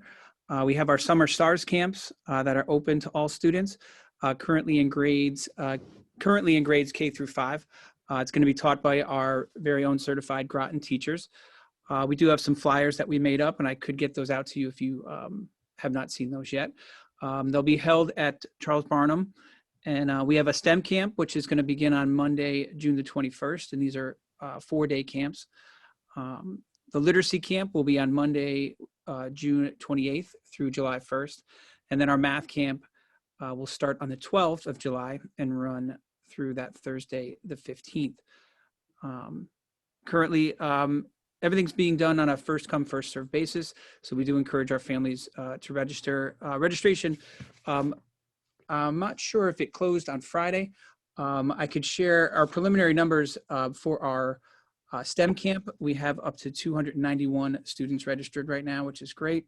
Our literacy camp is up to 211, while our math camp is 227. So that's great. We are also happy to provide a daily snack and a take-home lunch each day for our registered students as well. So this is all being led by Val Nelson and Carol Armasiglio, as well as Christy Post, the AP at Barnum. So on top of that work for our students this summer, we're also going to be doing some work on our curriculum and our accelerated learning this summer. We'll be working with teachers at every level to take a look at our scope and sequences, talk about what our priority standards are, and how do we actually accelerate the learning to move our kids forward, while at the same time identifying the gaps that might exist. We'll look at our pacing guides and see what those will look like when the year starts. And so again, this will all be part of our work, our summer work with the teachers. We're hopeful we'll have some data by then, our SBAC and SATs to help us as well by the summertime. So we'll be posting for elementary and middle and high school teachers to work. We're also planning on getting middle school and high school together as well to look at the continuity in our curriculum. And one exciting part too, we'll have embedded coaching going on during our math camp. We have Kathy Fosno will be working hand in hand, her and her staff, with our teachers this summer, working with our teachers, observing our teachers, giving them feedback and working with them. So that's pretty exciting. So, and they'll be working on curriculum with them as well. So we have a lot of very exciting things going on for our students as well as our teachers this summer to move our work forward. Thank you, Phil. And for the first time ever, Groton Middle School is going to host a STEAM camp. So instead of regular old summer school, we're really trying to engage our kids in the excitement of learning so that they'll be ready to come back and excited to come back. And then we, of course, have the APEX program and the credit recovery for the high school. So we're trying to really capture all elements. We'll also be introducing some tutoring that's going to be open for our students. Our literacy team and our math team are really excited to be able to do one-on-one and small group tutoring as well. So we'll be getting that information out to families. So just, I can't believe the energy that our teachers have after this long year signing up for all of this. So I just have to commend them. Any questions for Phil in regards to the summer camp or the curriculum writing? It's Liz. Yes, Liz. And then Rita. Thank you. Phil, I was just wondering, what's the cap on the numbers for those camps? Because I have heard about people talking about it around town, but I was just wondering, what's the cap? Or is there a cap? I think we've been hesitant to put a cap on there. We really don't want to deny anyone a chance. It would just be a matter of getting the staff so we can keep the groups at a manageable number. So we're putting out another wave of feelers out for staff. We want to get as many as we can. So the plan is not to turn anybody away. Okay, thank you. You're welcome. Rita? Hi, Dr. Piazza. I was curious about, Susan mentioned tutoring program, but are we going to have any just math and reading for students besides the tutoring, the one-on-one and small groups for all students K through 5? Like a summer, like a real, like a catch-up program for those students who feel that they have missed out because of, learning virtually. What are we going to do for our students? Since we do, the governor has asked that all school districts make an effort to really bring students up to speed that might have fallen behind. Besides having these camps that are stimulating, but sometimes, students need very consistent, very deliberate work to go from one place to the next, so they'll be ready for the next grade. Right, and I know teachers have been trying to identify students and encourage them to sign up for these camps. I understand what you're saying, though. And Susan, maybe you could speak to this if there's other things that that we have other than those the tutoring and the. So I would say the tutoring is really valuable because we'll be looking at data, especially for the students who are in the tier 2 and 3 intervention, and they'll be offered either small group or an individual. So our literacy specialist and our math specialist have all the data along with the principals. They'll be working in their schools to provide it. So while it's a district initiative, it'll be school by school. So the people who really know these children and know who needs to come for the tutoring, whether they've missed some opportunities this year because they haven't been present, or whether they really have needed the extra tiered intervention and we don't want them to make the summer slide on top of a COVID slide. So I'm really handling it where it can be handled best with the teachers, the classroom teachers, and the specialists and the principals in their building. And I'm going to be providing the ESSER funding so that we can really get the best value, the best bang for our buck the evidence that we have that this one-on-one on Zoom or in person, and they've identified Mary Morrison as one of the schools that has the rec camp, along with Claude Chester, along with our treehouse at CK. So really to do some of the in-person where the kids are, so the parents don't have to bring the kids to them, or they can, you know, they can go to the kids, and also to do it on Zoom. So we want to give parents several options so that we can have full access for those kids. And we even talked about enriching, like there could be some avid readers in a Right. small group who want to do a book talk with a literacy coach. So, I mean, they've come up with some of the most fabulous ideas. They think way beyond me. I give them a little carrot and It's they just just that come up it's with the these end of things. May and, right, but it's the end of May and it would be Right. nice to see something very concrete in front of us and in front of all the parents in the district and teachers that may have concerns. So the camps are already pretty much concrete and they've been sent out. It actually, you can see it on the website, but the others are going to be called kind of individually, and we'll send out notice for those families who want to participate. And we'll make sure that you Okay. get a copy too, so you can see it. And the enrichment also. Yeah. Yep. Thank you. Any other questions?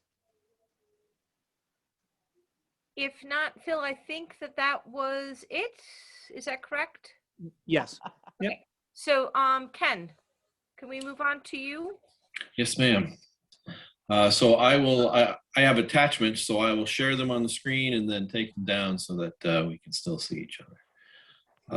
I'll start with attachment 1 which is our object code summary. And so you should have gotten this in your packet. So through of May 20th, we are anticipating a projected end of year unexpended amount of $390,968. This is similar to the prior months. It's a little bit higher. We did find out that the bid list for the schools is coming in lower than anticipated, so it's adding more unexpended at this point.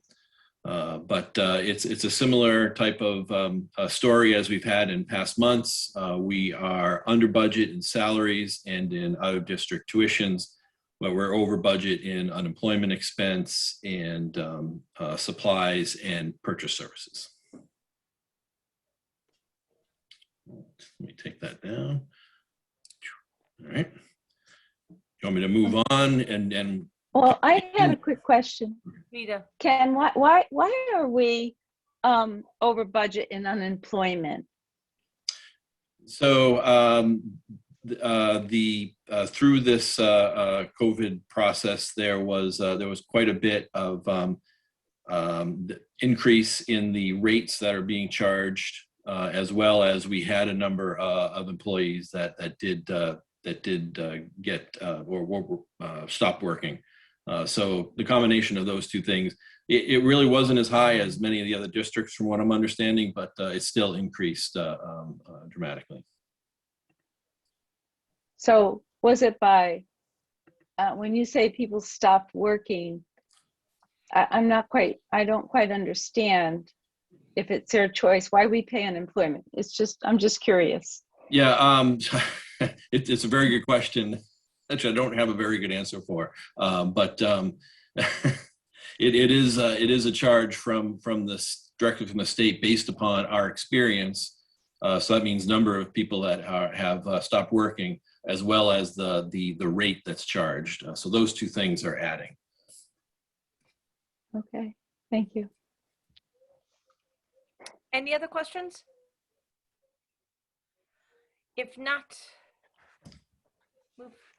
All right. Attachment 2 is our health insurance claims report. So last time we looked at this, it was January, and we were still quite a bit under budget. If you noticed, I don't know if I can really see it here.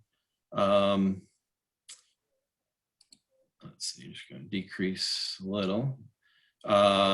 For the month of February, we're at 98.7% of budget, so it really came in right on a target. And then in March, 129% of budget. which we fully expected this, and this is built into our expectation on the health insurance reserve. But we anticipate that these costs are going to be over budget for the probably for the remainder of the school year, if not through the summer. But this is definitely built into our expectation with regard to where we anticipated the health insurance reserve to land. Overall, still year to date, we're at 83.7. So, we're still behind what we had originally anticipated, but it's right on track with where we expected this to go. Sure. Do I have, are there any questions from, about the insurance report? All right. All right. And the last item is OPEB. So OPEB is other post-employment benefits. So what we're really talking about, oh, wrong one. What we're really talking about is, if I can find it, is health benefits for retirees. So if you notice, this is an excerpt from the OPEB report that's done annually by Millman, an actuary company. And the middle column is the Board of Ed, and I will direct your attention to the second line down, and that shows a reserve at July 1st, 2020 of $611,566. And so it's a market increase from where we were the year before. We were actually in the hole on our reserve in the prior year. So we've made some good progress. Then I'll also draw your attention to the third from the bottom number. And that's this. It's the ADC, which is the actuarially determined contribution. So this is the amount that the Board of Ed has to fund to the OPEB fund in order for it to have the appropriate amount of funds to pay for these costs and to have the right amount of reserve. And so that's increased quite a bit over the prior year as well. The main reason for that is, let's see, teachers over 65, not Medicare eligible. So these are pre-1986 retirees. The cost went up significantly, and there was a change in the actuarial standards. And so this amount went up quite a bit. Lori Lapine and myself had a meeting with the actuary, Jen Castellano at Millman, and she confirmed that this was correct, but it is quite an increase over the current year. And I have the whole report. It's a 51-page report, so I didn't send it out to everybody. But it's available if anybody has a desire. So what does this mean? Yeah. It means the Board of Ed contribution in 2022 is going to be $1,567,000 versus this year's contribution, which was $1,035,000. So it's a very, very big increase year over year. Jay. But we have made a contribution, so we're above the zero mark by $611,000. So we want to keep marching towards that goal. So as we talked about, that one of the things that we want to be able to pay with unexpended funds is to really look at that OPEB account and, make a contribution towards that when we get towards the end of the year and we know exactly what we have. So that's something that we talked about at facilities and we talked about it at a COW. And making those additional payments into the OPEB reserve helps that actuarially determined contribution, because it'll bring down the need for that large of a contribution. Right. Jay? I was just going to say, we had discussed all that the last two, and in some facilities meetings and also at the last COW, that it would be a good idea to use those unexpended funds in that way. But is there any way you could bring that back up again, Ken, for just a moment? Yeah, certainly.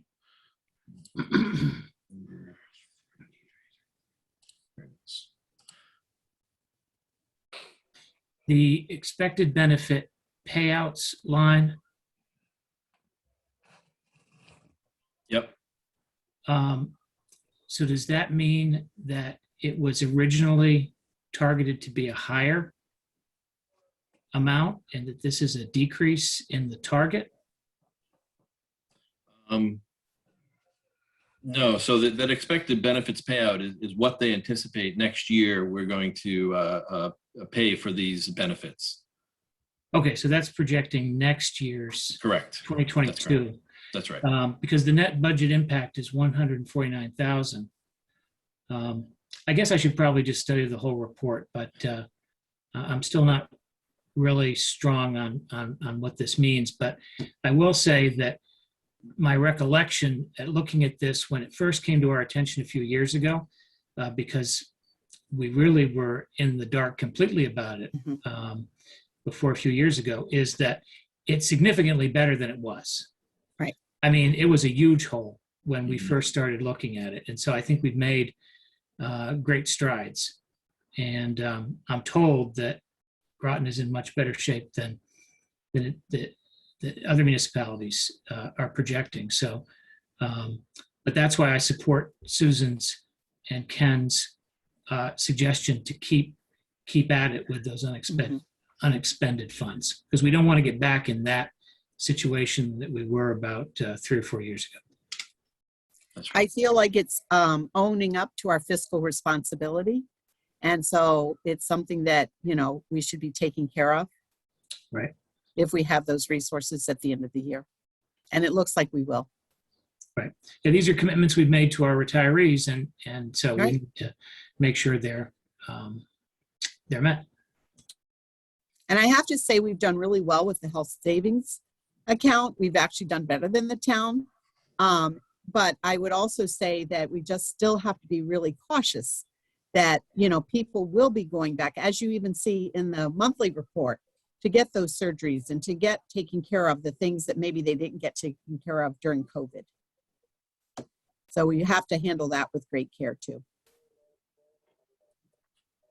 Any other questions about the OPEB? I don't know, Ken, I didn't even know about the OPEB account until We like didn't. 3 or 4 years ago. And then to find out that we were in the hole was quite alarming. So thank you very much for your diligence around that. Any other questions for Ken? I have a quick question. Absolutely, Dean. Yeah, on the, just using the attachment 1 as reference, where does OPEB appear on this? Not as a discrete line, right? It's No, bundled. it's not a discrete line. We lump it in with health insurance. So we consider it just a health insurance expense. So it's in the second section, 201, I think is the Right. So it's in with that that $7.9 million. Yeah, exactly. It's so other post-employment benefits is that just a fancy way of saying the retirees' health insurance, or are there other benefits in there? no, it's essentially just the health insurance. Okay, thank you. Any other questions? All right, hearing none, we're going to move on to Sam. Okay, I'm back. Yes, you So I'll start with a report on the new schools. The Groton Middle School first. On this Wednesday, there'll be a walkthrough by Rick Norris, Tammy Hamlin, and I regarding signing off on the punch list items. Punch lists are all the little tiny things that need to be done at the end of a project, and we are nearing the end of that. And so on Wednesday, there'll be a walkthrough to do the sign off on that. landscape contractor is still replacing some dead trees and grassy areas that didn't do well over the winter. That'll continue. And the Groton Middle School sign that will be down at the bottom of Fort Hill, they will start to work on that sign on June 1st, is what I'm told. So I can't wait to see a sign down there that is represents the school that we have now, for sure. And the only other thing that I'm aware of that'll be taking place at the middle school is in the makerspace, because there may be larger things coming in, maybe equipment or even supplies in the makerspace. They're going to actually widen that door during June and July. So it's actually a pretty large project, cutting out block wall. There's electrical and other things in that wall, needless to say. But they'll be enlarging that door so that we'll be able to bring larger items into the makerspace as needed. The Thames and Mystic River magnet schools I've lumped them together because they both have had some late deliveries on entry doors and some electric panels. So there's some aluminum doors that are going to be late arriving and some electric panels. However, we don't think that that will cause, it'll cause about a 2-week delay in the completion of the project, but it will not cause a delay in us starting school on time. So because the substantial completion was due at the end of June, it'll probably be the middle of July now when that's done. The FF&E, which is furniture, fixtures, and equipment, will now be coming the last week of July. So if that stuff comes in the last week of July, it still gives us the just about the full month of August to get teachers in there and get things going there. So none of this affects the delivery of materials from the existing schools. That's all staying on schedule. All those things that are coming from the existing schools to the 2 new schools will still be moved on schedule. On June 9th, there'll be a zoning board of appeals meeting regarding the Mystic River sign. That meeting was postponed and it'll now take place on June 9th, while the Thames River sign was approved by the city building official. So that one's been approved. And so lastly, I'd just like to reiterate that we still expect to complete the project for the September opening of school. So if you have any questions, I'd be happy to answer them. I have a question. Yeah, Rita, I just want to make sure that there's no other board member that have not spoken first. Anyone else? Nope. Rita got it. I have 2 questions, Sam. First is, people have asked me, how do you get to the fields at the Groton Middle School? Do you go through the Fitch driveway or do you go up through the Groton Middle School's driveway to access the fields, like the turf field? And Yeah, I guess it depends upon which side of town you live on and whether you want to sit in traffic on Fort Hill or not, if it happens to be about that time of day. So there's more parking available at Fitch beyond the garage, and it's a short walk to the field that way. Although I know that the athletic directors and the coaches would prefer that the parents stay on the school side of the fields. They're trying to keep the kids on the opposite side or on the Fitch side of the field, and parents and observers should be on the school side of the field just to keep them separated. Okay. And I know that as they move forward with some of the activities that are going to take place, we've talked about graduation, for instance, at the middle school will be on the artificial field. Parking will be a premium. That'll be a premium that day for parking for sure. So we'll be able to share the parking both at Fitch and at the middle school. will you have, will it be signs clearly marked so that people will know that they could, the ones coming maybe from Mystic and Noang could go through Fitch or, have Peter maybe let people know that. I think Yeah. Keith Daniluk and the staff are going to be letting people know through email, et cetera. They'll be notifying them. Great. And they will also, they're planning on having sandwich boards out there with directions to let them know where they can park, et cetera. Okay, and my second question is, the playscape at Thames River is absolutely amazing. It's so beautiful. So many people have commented on it. It's outrageous. I was curious. I was curious, is Mystic Rivers in place? Is it behind the fence and you just can't see it? Or is it not there yet? Mystic Rivers is as impressive. It actually bends around the back of the school, so it's not in a straight line. It actually bends around the back wing of the school. So again, it's equally as impressive. They're really fantastic. It's amazing. Yeah, they're beautiful, and they're all, you could tell, handicap accessible, and Yeah. So that's great. Thank you. Liz. Hey, Sam, are we going to be able to have a tour soon? I think somebody just asked that the other day, and we'd be happy to set something up.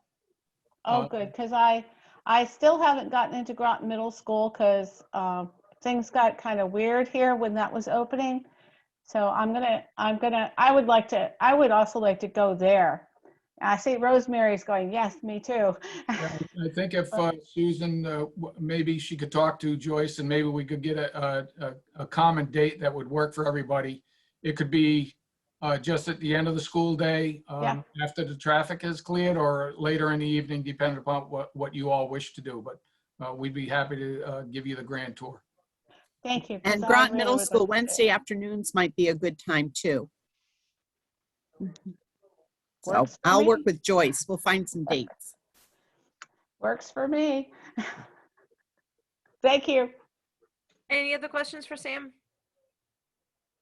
I What's had getting one Sam? other item. Yeah, I had one other item, and that is the school usage during the summer. I think Ken is going to share the screen with my chart.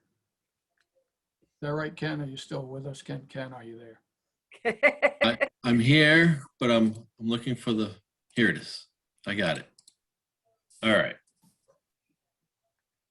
How's that, Sam? That's great. So as you can see, Fitch High School will have the asbestos abatement project this summer, and it will take from the time school gets out until about mid-August for that in the building. I actually go on a Zoom meeting tomorrow, or a GoToMeeting meeting with the state along with our architect to get the final approval and hopefully the letter that allows us to go out to bid so that we can get a contractor and get this all in line. So that all takes place tomorrow at 1:30. So there'll be Special Olympics on the track. Of course, plenty of baseball. Not just Mystic Schooners, but the youth league or the AAU teams that the town has will be on the ball field as well. There's some yearbook training, and that's right on June 22nd. As long as the contractors haven't arrived yet on June 22nd, I expect them to be there close to that date. But as long as they're not there, then they'll be able to be in the building. If the contractors arrive, we'll have to shift that one down to the middle school. Parks and Rec will be on the tennis courts and also on the track. And we've agreed to let them use the field house, seeing as that isn't part of the school for in case of rain or some other need down there on the track for their activities down there. Tennis courts are being used. Again, Parks and Rec track. And there's a big shredded event, which will be out in the parking lot. And Parks and Rec, there's also, that's a baseball camp down on there on July 19th for the youth, and another track camp on the 19th through the 22nd. Groton Middle School, right now, we'll have summer school. It'll be both Fitch High School and Groton Middle School summer school that they'll be arranging down there in the classrooms. So we also know that because of the asbestos project, some of the offices from Fitch High School the administrators and along with guidance will probably go down there to Groton Middle School so that they can service kids. There are no students and no one under the age of 18 allowed in Fitch High School during that project. So I know that there may be a couple of seniors that want to come back and get something from guidance maybe for their college or advancing their careers, but they won't be able to go into the building even if they're 19. So it's no student or persons under 18 years of age. And then we have Charles Barnum. Charles Barnum, as Dr. Piazza has stated, those camps will be taking place at Charles Barnum. We have the rooms staked out. And Gloucester has summer recreation. And I think Camp Button is at Northeast this year. Yes, it is. Special needs camp at Northeast. Parks and Rec again at Mary Morrison. And you know that Mary Morrison is the school that will close, but we're going to maintain it in condition so that if we need to at a later date, open it again. And of course, robotics is going to be going to Mary Morrison too before, hopefully we'll get them in there before school opens in September because the town is now anxious to get us completely out of Pleasant Valley School. And so CK will have all the Treehouse program will be at Catherine Kolaski, and there will be nothing at SB Butler this year as that's one of the schools that's closing and not needed for anything at this point. So, Sam, thank you for this chart. This really helps. I would love for you to send it to me so I can share it with all the administrators because they've been, you know, we've been talking about it, but the chart makes it so clear. So thank you. Yeah, I think I emailed it to you this afternoon, but okay, maybe it was just before this meeting. So all right, I'll look for it. Thank you. I'll get it to you tomorrow. All right. And I can say and then maybe you can send it out to the board members too, so they know yes, what's going on throughout the summer. That'd be great. Okay. Yep. Any questions about summer activities for Sam? Rita? I have a question, Sam. On that chart, did it say EB tennis? Yeah, Electric Boat has that- a tennis group that come up there and use the high school tennis courts. So they've applied to the athletic director and have a schedule. Groton Long Point used to come up too during different times too. I haven't seen them in the last year or so. Since we built the tennis courts, they haven't been there. But not that I know. Right. They may have come up on their own because they are open to the public. So. Yes. Yeah. Okay. Thank you. Any other questions? Sam, as you said at the very beginning of our board meeting, thanks to your staff. We recognized our support personnel and our teachers, but really it was your crew that kept this kind of ticking throughout the whole year as every year. So please send our gratitude to your staff, please. Yeah, it was kind of hard for our staff to work from home, so. And we needed them doing all that super clean. All right, I think that is the superintendent administration reports. We are now at our committee reports. Policy, I think I saw Lee. You absolutely did see me. We did meet. We don't have anything for you for first or second, but things are going to be different next June because we are meeting next week and we have a lot of work to do. Okay. Yes. We have a lot on the list. Well, a lot. It has been a while since we've done some policy work, so it'll be good. Curriculum, Andrea, I see that Jane's not here. Would you be willing to respond to that, or I guess, or Liz? But Andrea, Liz, I'll do it. We had a special meeting of the curriculum committee on I think it was May 10th, and it was for the students at the high school. 4 students at the high school came to appeal to us, and they made a strong and moving case to change the African American literature course to Black literature.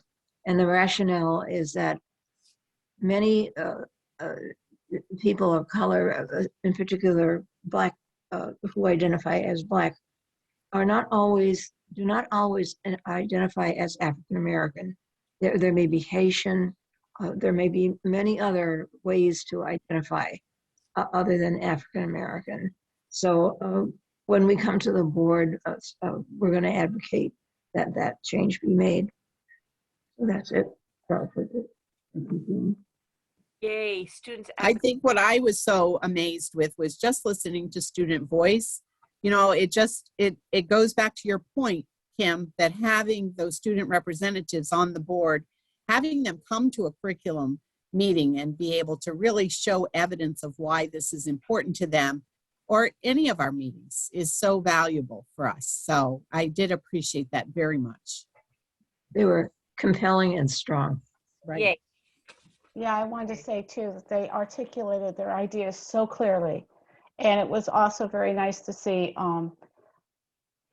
expected, but it was just so cool to see the excitement, not only from the 4 students, but also from their teacher, Sharon Hart, as well as, of course, Amy McKenna. So, but it was just like their enthusiasm, their excitement was very infectious, you know, especially once they got over the jitters about talking to us, you know. Yay. Yay. Finance and facility, Jay? Yes, we met on May the 10th, and we discussed several of these topics also at our last COW, but we discussed the unexpended funds, end of year unexpended funds. We reviewed the Alliance District funding plan, and we reviewed tuition for out-of-district students and some proposals about that. And I still owe you one of I need to send that out to you. The tuition chart to take a look at. Right, and we were hoping that the, the full board could take it up and get Yeah. something in place for the new school year.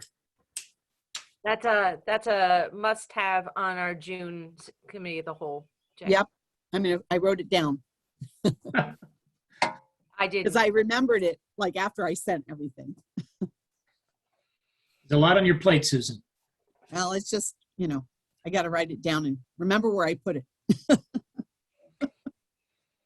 And learn, Rita. Oh, yes. The Waterford superintendent, Tom Gerard, spoke at the Learn board meeting, and he had a very inspiring PowerPoint presentation on their equity project that's there in Waterford, what they've done and how it's all broken down. So if anybody wanted me to share that, you can just send me an email and I'll pass it along to you. Also, there was a virtual NSBA conference this year. And at that conference, one of the Learn magnet schools, which is the Connecticut River Academy on the Goodwin University campus in East Hartford, it was selected the #1 magnet school in the country, which is pretty amazing. And the principal, T.J. Foster, was named the U.S. Principal of the Year for our region, though. He was like for the U.S. for our region, but that's pretty amazing. We also, we appointed some new staff, which is pretty interesting. I was trying to find out what they're exactly called. Oh, yes, and some new administrative positions, which I thought maybe it'd be something we'd be interested in. It's called an Assistant Director of Specialized Programs to support the Student Support Services Department, which is their special ed department. And, we're progressing with adding on to the Ocean Avenue Learning Center to create more additional classroom space because of our district referrals. There's a waiting list. And I think that's about all. So it was a good meeting, and I have another meeting Friday morning and a building committee meeting. So, Yay, thank you. thank you. Town Council, RTM, and Board of Ed. Andrea, did they? I have it. Okay. I have it. We met on May 5th. And in terms of our report, the Education Board of Education, the big thing was the introduction of Dr. Phil piazza to the groups. And we also talked about the ribbon cutting at Fitch High School for the greenhouse, which is a wonderful thing. We talked about the curriculum committee and the International Baccalaureate program, I'm sorry, and how some of the AP classes are going to marry with UConn to beef up what the students at which are being offered. Finally, in terms of the town council, they talked about the fair housing policy, and the town council is approving it. And the Pleasant Valley, you can see that I hate to read. The Pleasant Valley school property sale, they talked about that. And they talked about tax abatement for seniors and disabled veterans.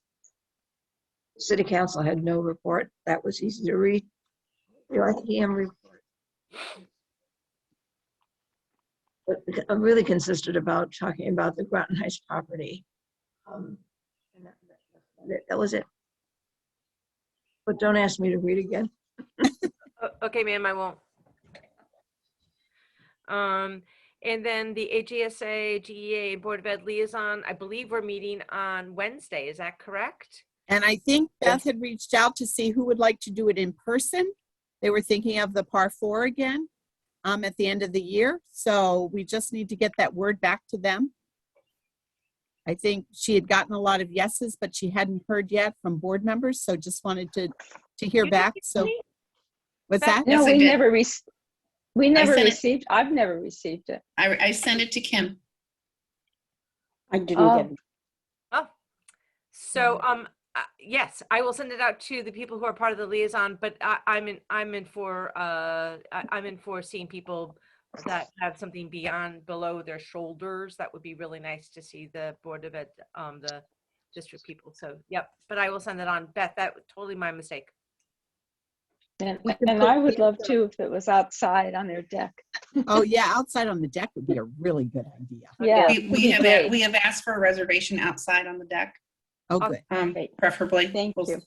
So now that everybody's heard it, just let Beth know if you're in so that she can make sure her What is the reservations. No, that is for the liaison committee, Rosemary. Oh, okay. Never So mind. That would be Andrea and Jay. And me. And Rita. Yeah, Rita, you had already responded, so I had, sorry. So that's Wednesday, the 26th at 4 p.m. I'll have to check my calendar. I'm not sure. I think I may have things right up to 4, but we'll see. And then Lee, Groton scholarships. Yes, they have made their decisions. It's going to be quite wonderful. We are all, I don't know if we will all meet at the award ceremony, but that will be on June 9th. We were not sure where it's going to be, whether it's going to be at the auditorium, whether it's going to be at the cafeteria. I'm not sure yet, but it is July 9th at 6, June 9th at 6. And Lee, thank you so Yes. much for taking up the helm as a representative of the board and meeting with the scholarship committee. You've done a really It's been a nice job. pleasure. It's a nice organization. I've enjoyed it a great deal. Hey, as- Lee, excuse me. I'm sorry, Kim. No, please go. Lee, is that going to be virtual or in person? In person. We are doing it in person. Oh. That's why I said auditorium. That's Now, what I that thought, can but I just wanted to yeah. make sure. Anything can change, but that's what we're Yep. hoping for. Okay, great. Thank you. Athletic. Welcome. Jay, is there anything new? I don't know if I've already mentioned this, that the town council approved the CIP to study the athletic field proposal. And so basically, they're just waiting to start work on that. Okay. Kim, I wanted to ask you if we could add something to this, because the State Military Council for Military Children met on April 29th. Yes. And we meet like twice a year. So, but maybe that should be on here. It so should that- be. Ms. I'm Jones, sorry? can you put that down? I just asked Miss Joan to put that down. Do you want to report out to that? Because it has been on there in the past. Yeah, What exactly is the title, please? it's, I don't know what MSLC stands for, but I'm sure, oh, maybe that's the State Council for Military Children. So Susan, do you have anything that you know better than that? Well, they tend to review the compact with us, the national. No, I just meant about the name, what the title was. Oh. Mrs. Johnson.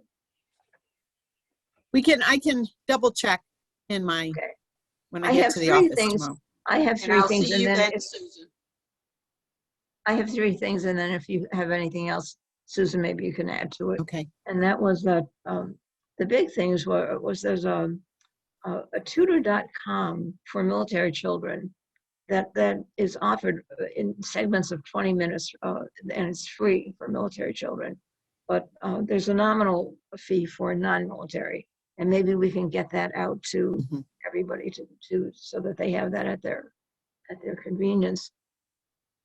And the other big thing that hit me was that they're keeping an eye on legislation that may nullify the compact, and that's very serious in my view. And really, there's something about that. I have something about a video that makes an easier transition for military families, and maybe you could talk more about that. So that was, I had even asked the question, could that be some of our students, like maybe even at Groton Middle School with the broadcasting, to talk about military life and the idea of transitioning from state to state? And I did get an answer back that was doable. So I've put the idea into Leslie Forbes to kind of take a closer look at that to see, and they would then share that out with this organization. So it's for military children to tell their story about transitioning state to state. Wow, that would be cool to come from Groton. Yeah, would be, wouldn't it? Any other questions? So we also had negotiations, and I believe that we have wrapped that up. Is that correct? I think we have one more coming up. Yes, Wednesday. Okay. 6 o'clock. Okay. So we're getting towards the we're getting towards the end, and I also believe that we've gotten notice that we'll be joining negotiations with the GEA. Is that correct? Yes, I got that. Wow. Okay. All right. And so if there is no other things, and you're right, Jay, thank you for saying, thank you to Miranda for giving us that title. That was really nice. Thank you. So the next part of the agenda is the consent agenda, where all matters listed under the consent agenda are considered to be routine and will be enacted by one motion. Points of clarification will be allowed. I'll take a motion for that. So move. Thank you, Lee. Second. I got a second from Rosemary. Is there any discussion? All those in favor of approval of the consent agenda, please say aye. Aye. Oppose? Abstain? Motion has carried. We have no old business. We have new business, which is the voting of the calendar, because that is something that I just love to do. And Susan, could you just orient us to this? Wait, you know what? Let's get a motion on the floor, and let's get a second, and then let's go into the discussion. So I'll move that. can I have a I'll motion? move that. That's Andrea. Can I have a second for that? Second. I've got Liz. Move into discussion. So it goes back, I think I brought this to your attention at several COWs, that Dr. Grenier, before he retired, left the calendar in my hands, and really talked about the regional calendar, trying to really make sure that our vacations aligned with the regional calendar, since our teachers have students in other areas, and that was the whole purpose of the regional calendar. So the biggest change is the spring break, which will start on Good Friday and go the next week. There weren't a lot of days built in for snow days, because we actually start after And we'll need that time, but we start after Labor Day. We have professional learning, of course, the week before, and new teachers and that kind of thing.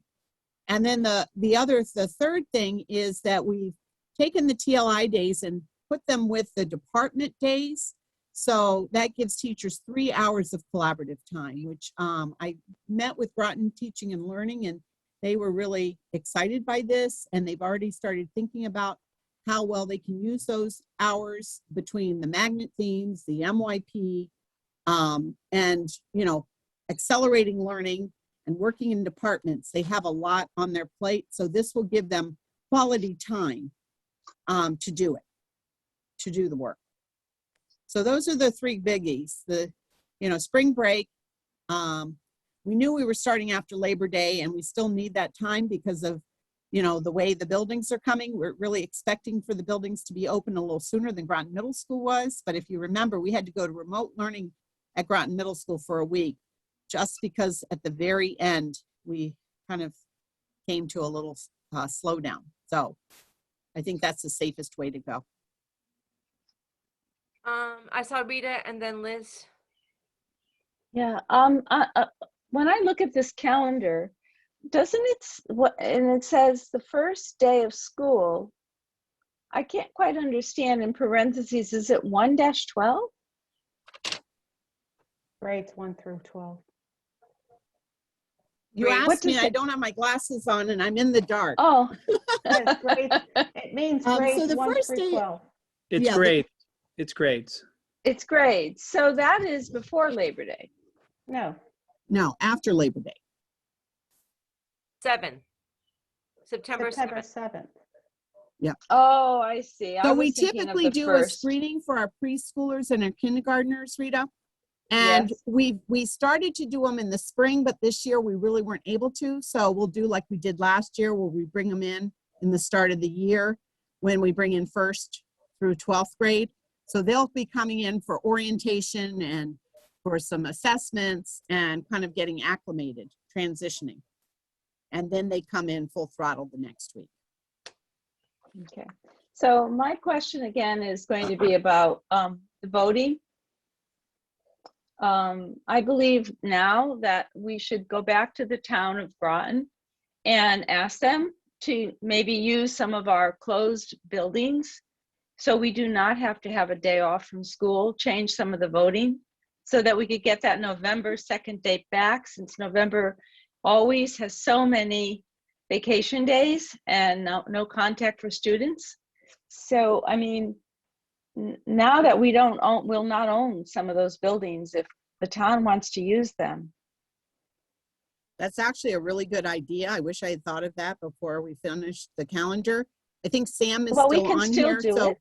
we can still look into it. I think that's a really good idea, because we do have Veterans Day, and we have a Professional Learning Day in November, and then we have Thanksgiving, and we take off the day Wednesday, the whole day Wednesday. That's kind of become a tradition. So if we I could mean, gain I back think some it's time, well, we can actually, the board could actually vote on it and say it's an in-person day, and you know, we really don't want the town to use the schools because November is so broken up. I mean, that's also a board decision, you know, whether or not there should be voting in the schools, or should the students be in school on that day. Right. So is I Sam don't know on other here knowing the facilities? Because I think in those buildings where the gym is outside of the classrooms, it's so much safer. Like SB Butler was always a nice place, and the gym facilities at the high school. But is Sam still here with us? Yeah, I'm still Talk to on. that? Yes, I'm still on. And we're still discussing with the registrars of voters regarding where they would like to vote. One of the problems is it has to be a large enough space, and there are a lot of different districts in town. So I'm not sure that just the closed schools would fit that need. But it's certainly something that we'll bring up with them when we talk to the registrars and see if there's something we can do. Oh, So and then we have Jay brought central- up. Yeah, Yeah. we have central Jay- office that we use.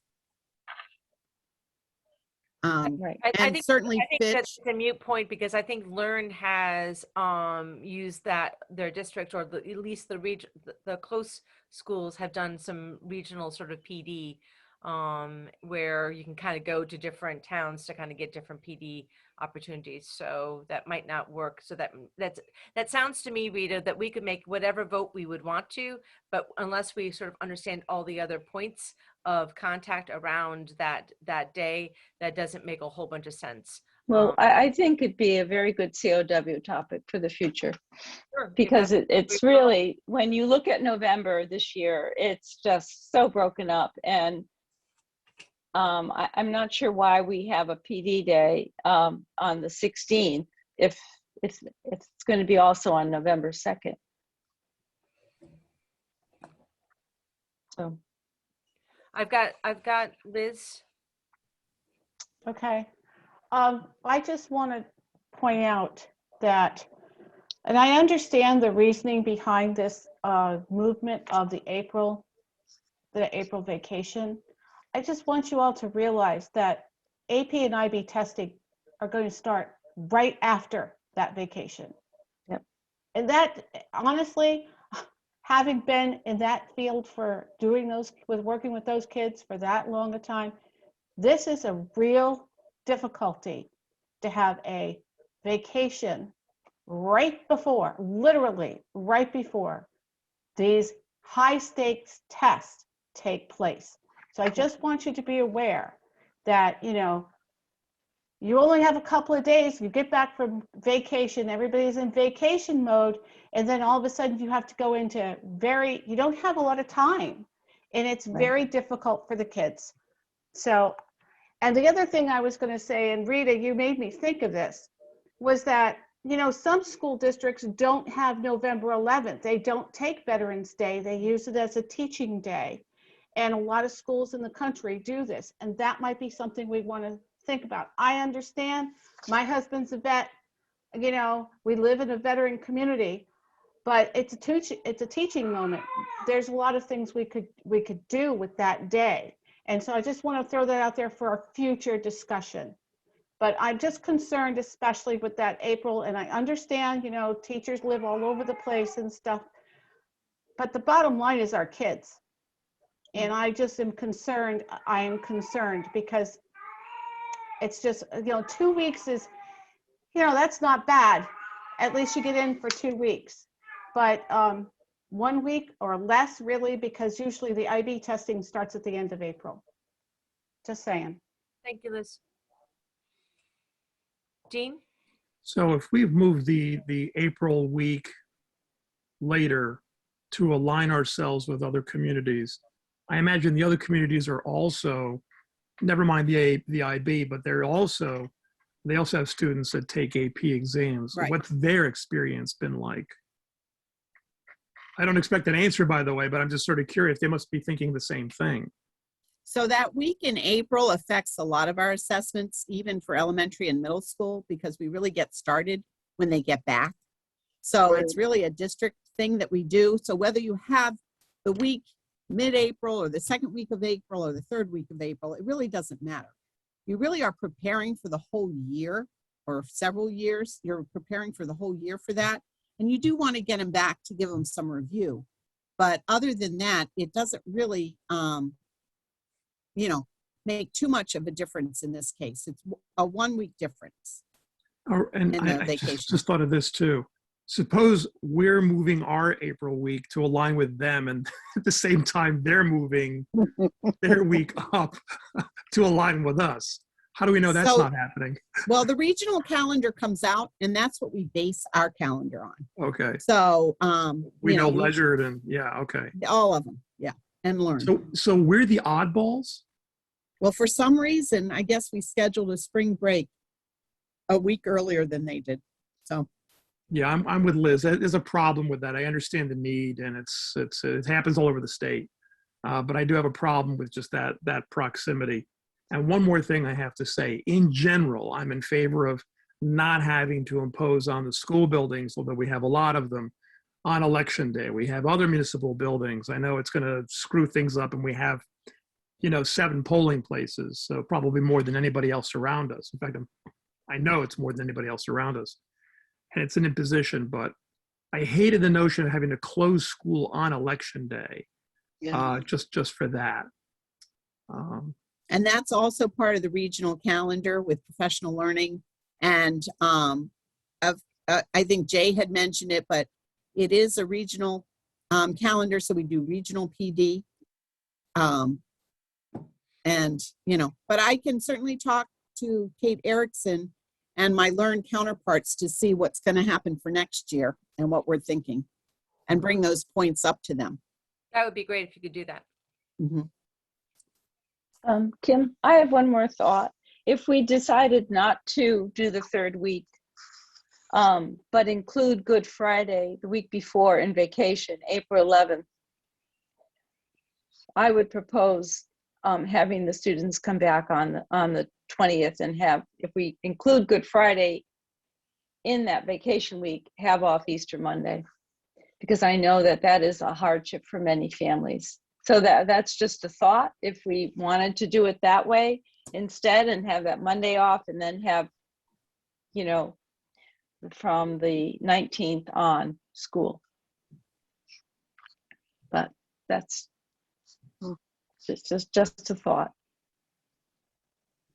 I don't know. I don't think we're saving any time there. And I No, don't know we're that not it would really saving make any that big a difference. It's that conflict with the exam time that is critical.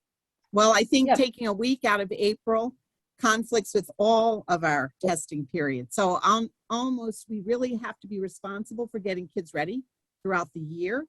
Let them have a break, come back, get them, reacclimated, and then do the assessments. So then are you saying move it to March? Well, yeah, that used to be what we did, right? Yes.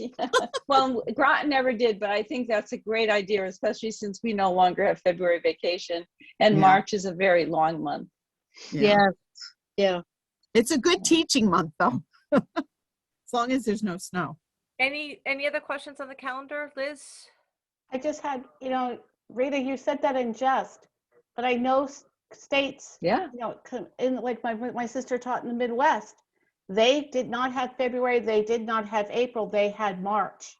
Yes, many towns do. And where do, a lot of these states that had their break in March, their test scores are better than New England, who has it in April.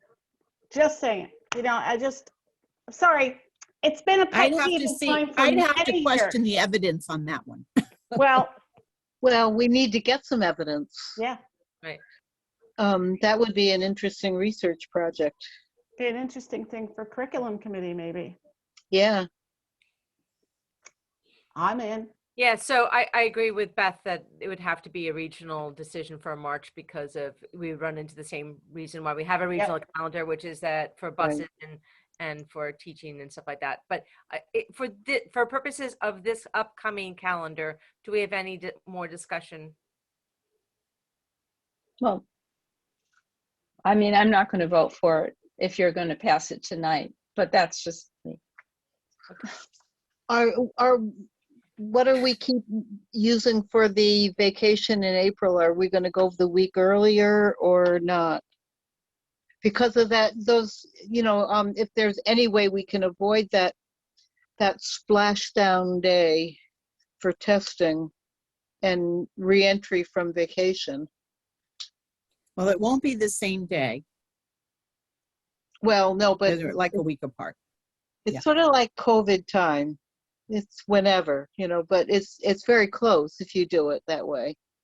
But the week before sounded like a good idea, and then with Easter Monday off. I feel like the staff is very much aware of the new schedule. I don't know. Yeah. I could ask Beth what she's thinking about on the teacher's perspective. But I just have to remind people that we don't crash course on these assessments. We teach throughout the year to give kids a deep understanding of these ideas that they don't forget over a week's vacation. And No. that we do want them to be ready to go, certainly when they prepare, when they're sitting down to take the test. We don't want them still in vacation mode. But And we can it's something always that we use fantasize- all year, multiple years that we prepare kids. So We can always fantasize that the students are using this time to prepare for the tests also. oh yeah, we Okay, could. so we let's could. see I if we have a can good fantasy life. okay, so let's see if we can get it back into the calendar. Beth, I know that you had Yeah. unmuted, but I'm going to actually recognize Andrea and then Dean and then Beth, if that's possible, please. I'm going to vote for this because I think that we all know that the vacation is coming, and I want to just reiterate what Susan said, and that is that we teach all year long, and we know that, so we should be preparing all year long for this, and it will give the students a good rest, and when they come back, they'll be ready to go. That's my Thank you, rationale. Dean. Yeah, I'm not sure of that. I think what's going to happen is that all students except those who are seniors, I'm going to say seniors, maybe juniors and seniors, they'll take the week off. They'll do something, nothing, staycate, whatever. But if you're looking at an AP exam, your family will say, well, okay, everybody else gets to go away or gets the day off. But the people who are seriously looking to score well on the AP exams just won't be going to school, but they'll be here. They'll be studying if they have any brains. Because it's true that you teach all year, whatever the subject is, but the fact is that people ramp up near the end, whether it's the instructor and the student or just the student. If I was a student and this is going to be my week off, I'm not going anywhere. I mean, I didn't go anywhere anyway when I was a kid, but I'm not doing anything except prepping for the AP exam. Right. Um, And that's my favorite fantasy also. Okay, let me, Beth. So I would recommend doing the proposed calendar. Many of our staff, and that's not just teachers, I'm thinking of paraprofessionals and everybody else, have their children in other districts, and this would align it so those families can get that break together.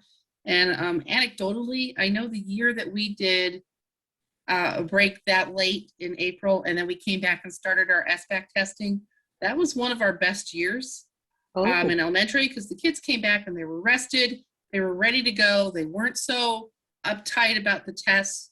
And I know when my kids were in school, even if we did go away, they did still study for their exams beforehand. So I think we need to put some faith in our families and our students, and make it also about that social emotional health break for our students as they prepare for testing, because it's more than a score, and we do prepare all year long. So we need to have some faith in that, and put our faith in the regional calendar for that piece, and have that. Just to remind you, when you're talking about PD days, there is a contractual obligation for how many PD days there are, and that November 12th or November 2nd date, excuse me, election day, does fulfill one of those days. So that's all I have. Thank you. Any other conversation?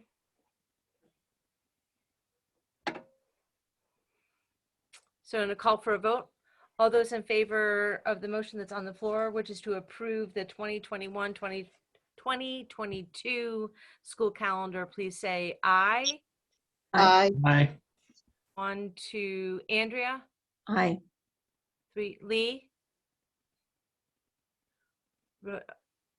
Okay. All right, I just want to make sure. And then all those oppose? Aye. Liz. And Dean. Abstain? Okay. And that's Rita.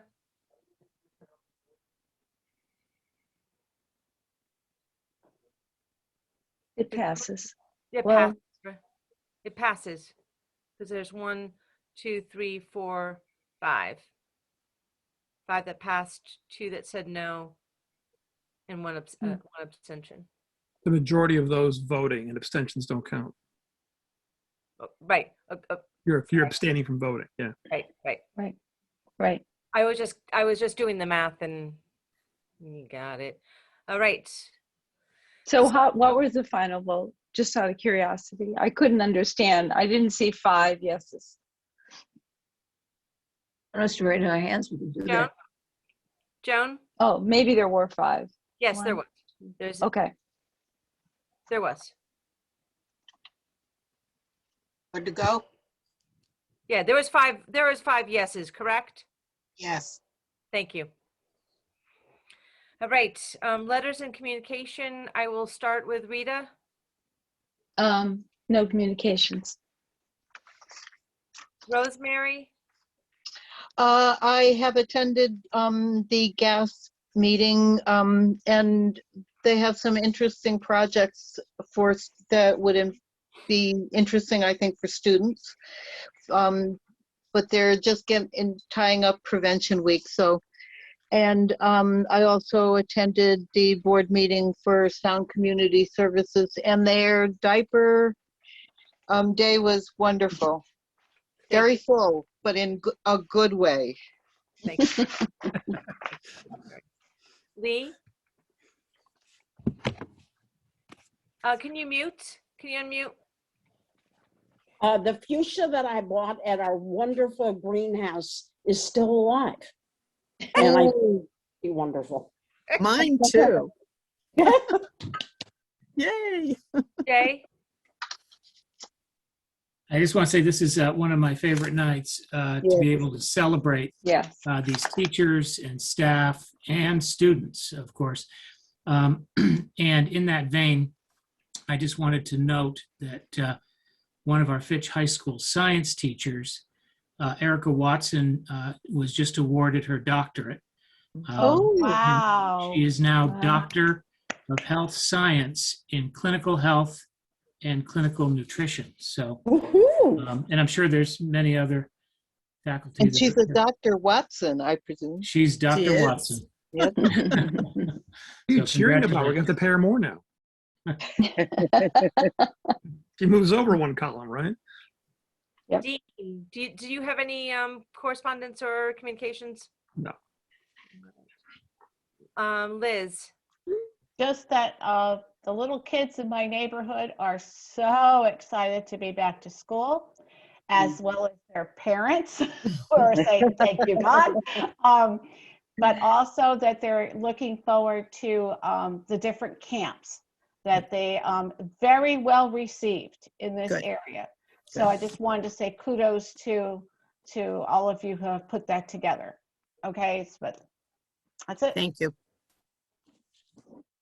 And Andrea? I just wanted to say congratulations to Dr. Watson, and I'm sure that was a simple deduction that you made there about her. And I wanted to send bouquets to Ernie, his crew, for the wonderful opening of the greenhouse. Just wonderful. Beautiful. And I'm wondering, Kim, if this would be appropriate. I've been collecting one big thing from all of the Martin Luther King scholars. And I'm wondering if at the next meeting, because I didn't think of it till just now, if that could be part of my communications to let you know where the Fitch High School Martin Luther King scholars are. Yes. Great. Oh, that would be wonderful. That would be great. And a great way to advertise actually the whole scholarship program. I think that would be great. We have to acclimate Dr. Piazza to Martin Luther King. Yeah. Yes. Yeah, I'm interested. Yeah.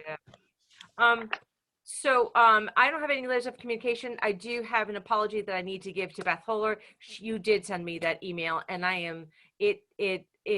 it went into my email and it stayed there.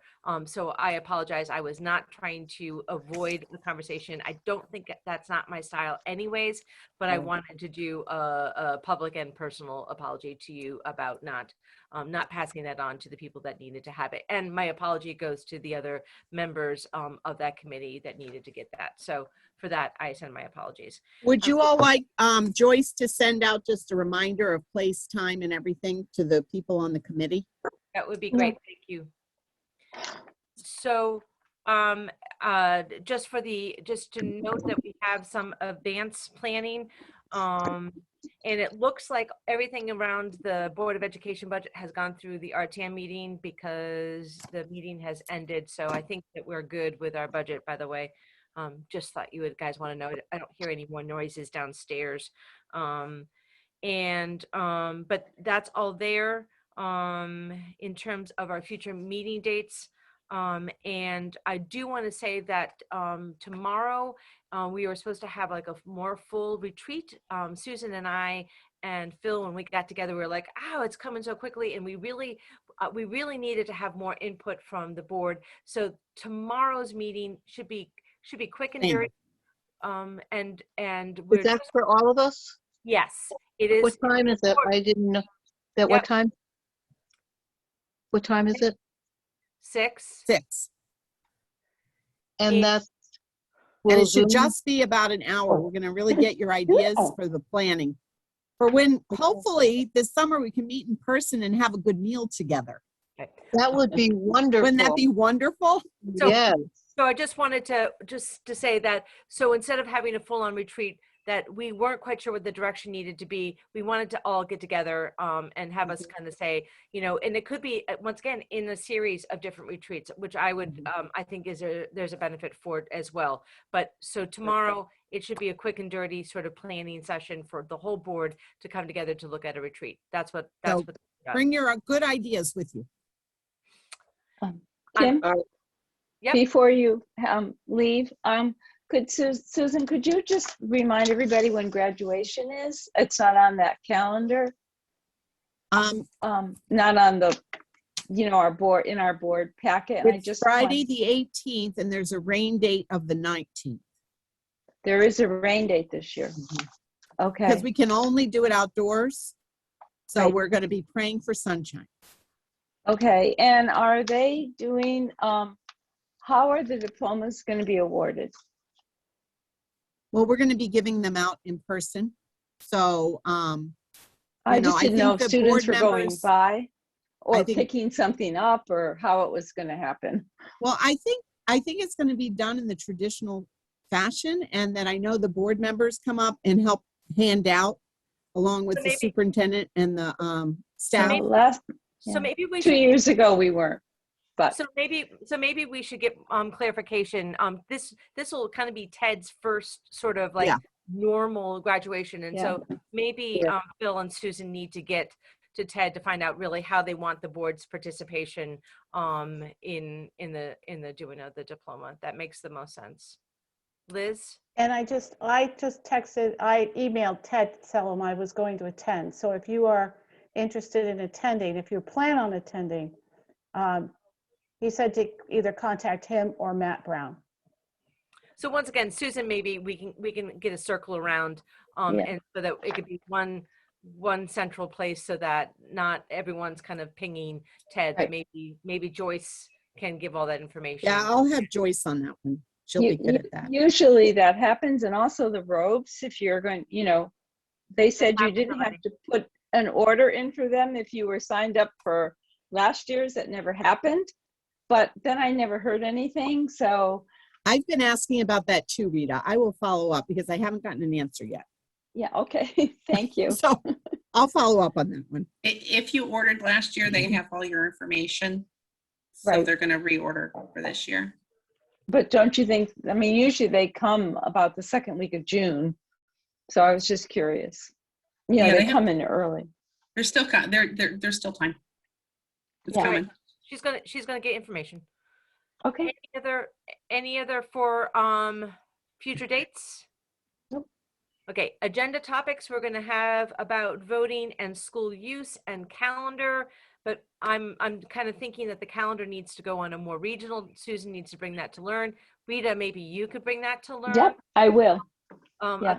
About looking at a regional calendar and the AP and testing and all that good stuff. That would be useful. Any other agenda topics?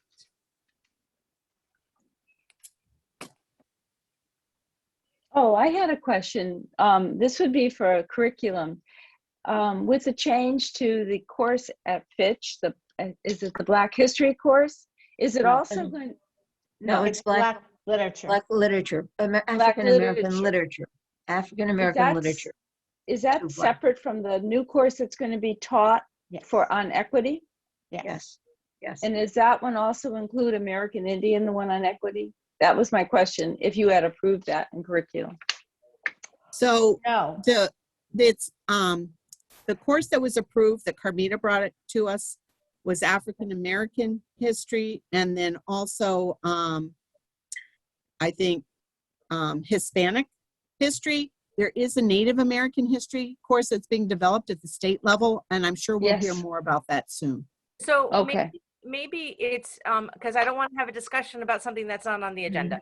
So how about if we do actually have a committee of the whole or a curriculum where we can get a sense about what are some of the curriculum percolations specifically around sort of the indigenous and stuff. That would probably, that's not at all a smooth sailing referral question, but I'm sure Susan and I and Phil can try to figure that out. Anything else? Maybe we could have the board send any concerns to you so that you can get to the curriculum. Yeah. Yeah, if anyone can figure out a smoother way of saying what I was not saying that well at all, that would be really dandy.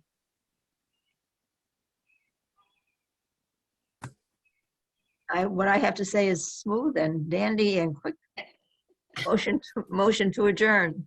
Second. Night, Gracie. Good night, Gracie. Good night, All Gracie. right, all those in favor? Aye. Aye. Good night, all. Good night. Thank Good you. night. Good night. Have a Thank good night. you.